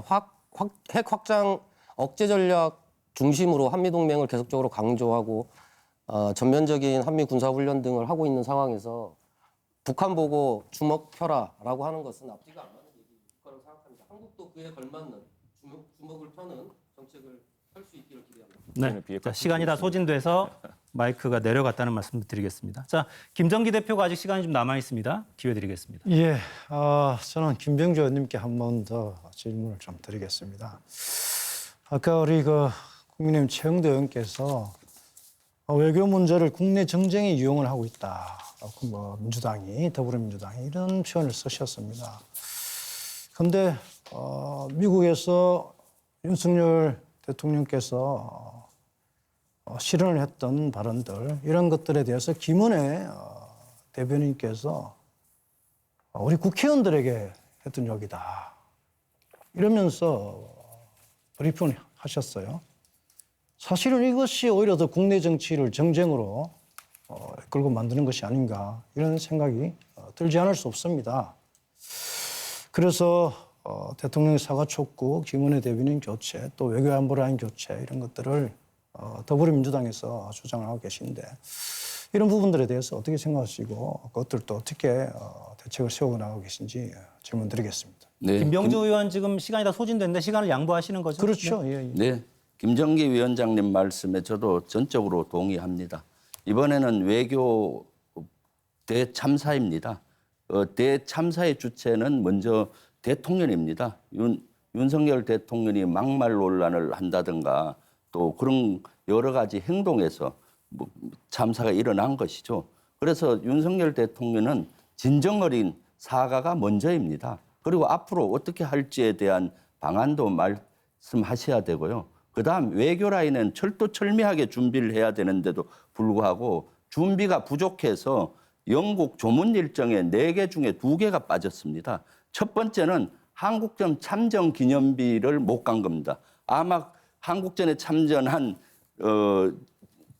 많은 연세 드신 참전 용사분들이 와서 기다렸을 겁니다. 이것처럼 결례가 어디 있겠습니까? 그래서 그 철저하게 준비 못한 사람, 또 한일 정상회담을 한다, 한미 정상회담한다 공표해놓고 한일 정상회담도 말이 일본과 달랐잖아요. 일본에게 신뢰가 서로 손상이 된 겁니다. 한미 정상회담도 제대로 못했죠. 이것이야말로 외교 참사기 때문에 저는 관계하는 외교 안보 라인은 책임을 져야 됩니다. 이것은 앞으로 그대로 놔두면 이러한 실수가 계속 반복이 돼서 국가 이익을 지켜내지 못할 것입니다. 그래서 우리 당에서는 대통령의 사과와 관련자들의 그 문책 또는 경질이 필요하다고 생각합니다. 네. 자, 오준호 대표 시간이 조금 남아 있습니다. 드리겠습니다. 네, 현재와 같은 기준과 준비 없이 친미 일변으로 가다가 또 중국의 눈치는 눈치대로 보고 있는 하쿠나 마타타식 외교 기조에서 벗어나야 합니다. 한국의 경제적, 문화적 역량이면은 충분히 중간지대를 창출할 수 있습니다. 중견국가연합 믹타와 같은 다극 외교들을 보다 주도하면서 미중 간 갈등의 조정자로서 역할을 하자고 제안드립니다. 이번 유엔 총회 때 일본 총리를 찾아가서 만나셨는데 윤석열 대통령이 중견 국가들의 정상들과 회담했으면 더 좋았겠다는 생각을 하고 있습니다. 네. 자, 김정기 대표 시간이 9초 남아 있습니다. 사용하시겠습니까? 사용하죠. 예. 네. 국민의힘은 한중 수교를 누가 했는지 기억을 해야 할 것입니다. 국민의힘의 사실 전신인 민자당인가요? 노태우 대통령께서 하셨습니다. 네. 자, 6분 모두 주어진 발언 시간 다 소진하셨습니다. 주제별 토론 이제 다 끝났습니다. 마무리할 시간이 다 됐네요. 자, 오늘 정책 토론회에서 못다 하신 말씀 있으실 수 있겠고 강조하고 싶으신 게 또 있을 수 있겠는데요. 마무리 발언 시간은 1분씩 드리겠습니다. 자, 이번에는 기본소득당 오준호 공동대표부터 시작하죠. 얼마 전 유엔 총회에서 유엔 사무총장은 지구가 불타고 있는데 화석 연료 업계에게 보조금을 줘서 횡재 이익을 주는 것은 부당하다면서 선진국들은 화석 연료 산업에 횡재 이익 세금을 부과하라고 권고했습니다. 이에 윤석열 대통령께서는 힘껏 박수를 치신 것으로 압니다. 박수를 치셨으면 할 일을 해야 합니다. 기본소득당 용해인 의원이 발의한 횡재세 법안의 협조를 부탁드리겠습니다. 기본소득당은 지난 주말에 3만 5천 명의 시민과 함께 기후정의 행진에 나섰습니다. 온실가스는 대기업이 쏟아내고 있는데 서민과 노동자는 기후재난의 피해를 입고 산업 전환에 따른 고용 불안에 시달립니다. 정의롭지 못합니다. 기본소득당은 기본소득 도입을 요구합니다. 탄소세와 횡재세를 도입하고 그 재원을 기본소득과 에너지 전환에 쓰겠습니다. 기본소득당이 대한정당이 되어 민생을 살리겠습니다. 네, 다음은 정의당 배진교 국회의원입니다. 존경하는 국민 여러분, 코로나 팬데믹 상황에서 우리는 여실히 확인했습니다. 위기 상황에 국제사회에서 누군가의 선처를 기다릴 수는 없습니다. 앞으로 더 격해질 미중 패권 경쟁, 그리고 각자 도생은 물론 기후위기라는 거대한 위기가 닥쳐온 지금 국제무대에서 대한민국의 자리를 넓히기 위해서는 과거의 유산인 줄서기 외교가 아니라 보편적인 가치 외교를 이루어야 합니다.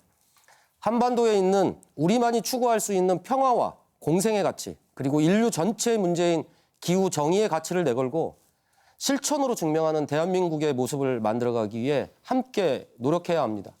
민생 정치, 보편적 가치 외교, 정의당이 최선을 다하도록 하겠습니다. 시청해 주셔서 감사합니다.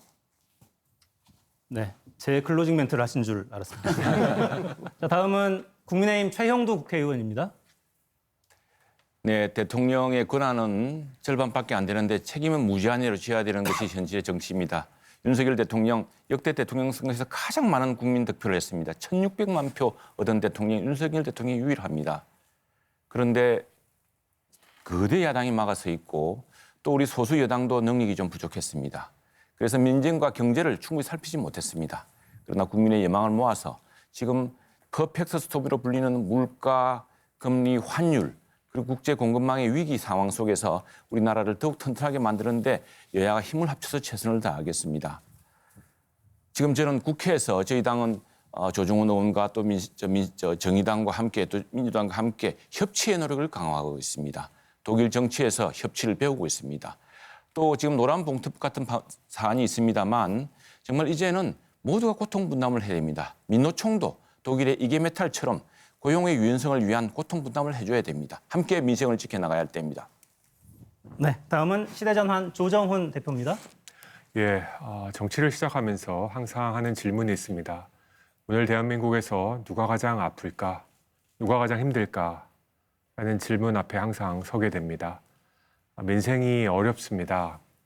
물가 앞에 장사 없다라는 말이 너무너무 실감이 납니다. 배추 한 포기가 이제 거의 10,000원에 가까이 가고 있습니다. 이럴 때 정치가, 우리 사회가 가장 필요한 것은 무엇인가? 저는 누가 잘났나의 경쟁이 아니라 함께 살아가는 법을 배우는 것이라고 생각합니다. 기업도 부자도 양보해야 될 부분이 있으면 양보해야 됩니다. 하지만 세금을 벌금으로 죄인으로 간주하는 정책은 우리 사회가 함께 살아가는 데 도움이 되지 않을 것입니다. 노동은 더욱 보호해야 될 부분이 분명히 있습니다. 하지만 조직노조로 대표되는 노동은 양보해야 될 부분도 분명히 있다는 것을 알고 있어야 됩니다. 정치는 문제를 풀기 위해서 있는 것입니다. 이번 정기국회에서 제발 문제를 몇 개라도 푸는 우리 정치가 되기를 기대하고 저도 그 역할을 감당하도록 하겠습니다. 네, 자 1분 사용하셨습니다. 자, 다음은 더불어민주당 김병주 국회의원입니다. 네, 민생도 어렵습니다. 외교 안보도 위기입니다. 그런데 윤석열 정부는 국민의 삶을 외면한 채 전 정권 주기에 몰입하고 있습니다. 국민의 고통은 말이 아닙니다. 또한 우리나라의 국익을 등한시한 채 편협적이고 가치지향적인 외교로 우리의 입지가 좁아들고 있습니다. 그 결과는 처참합니다. 윤석열 대통령의 지지도는 20%대입니다. 올라설 기미가 보이지 않습니다. 제발 윤석열 정부는 부자 감세 대신 민생에 집중하는 정책을 펴야 합니다. 편협적인 외교 정책 대신 실용적이고 국익 중심의 외교를 펼쳐야 합니다. 우리 더불어민주당은 외교를 통해서 국력과 국익을 지켜내고 민생 예산과 민생 입법을 통해서 국민들의 든든한 힘이 되도록 노력하겠습니다. 감사합니다. 네, 자 마지막 마무리 발언은 민생당 김정기 공동대표입니다. 대한민국의 주권자인 국민 여러분, 민생당 대표 김정기입니다. 거대 기득권 정당인 더불어민주당과 국민의힘은 오늘도 서로 민생을 챙기겠다고 번지르하게 말을 했습니다. 깃발만 꽂으면 당선되는 거대 기득권 양당 중심의 지역 구도와 소선거구제 정치 하에서는 항상 민생은 뒷전입니다. 경쟁이 없는 정치 체제에서는 민생을 위한 서비스 경쟁은 애초에 사치입니다. 우리 민생당은 다당 익선, 다당제 민주주의 완수로 민생 정치가 실현될 수 있도록 정치 개혁에 국민 여러분과 함께 하겠습니다. 감사합니다. 네. 자, 이렇게 해서 6분의 마무리 발언까지 모두 들었습니다. 오늘 어떻게 보셨는지 모르겠어요. 저는 오늘 토론하면서 민생 중심의 국회 운영, 뭔가 좀 희망의 씨앗을 본 것도 같습니다. 시간도 양보하시고 좀 날이 서 있을 수도 있는데 서로 굉장히 화기애애하게 토론해 주셔서 감사하다는 말씀도 드리겠습니다.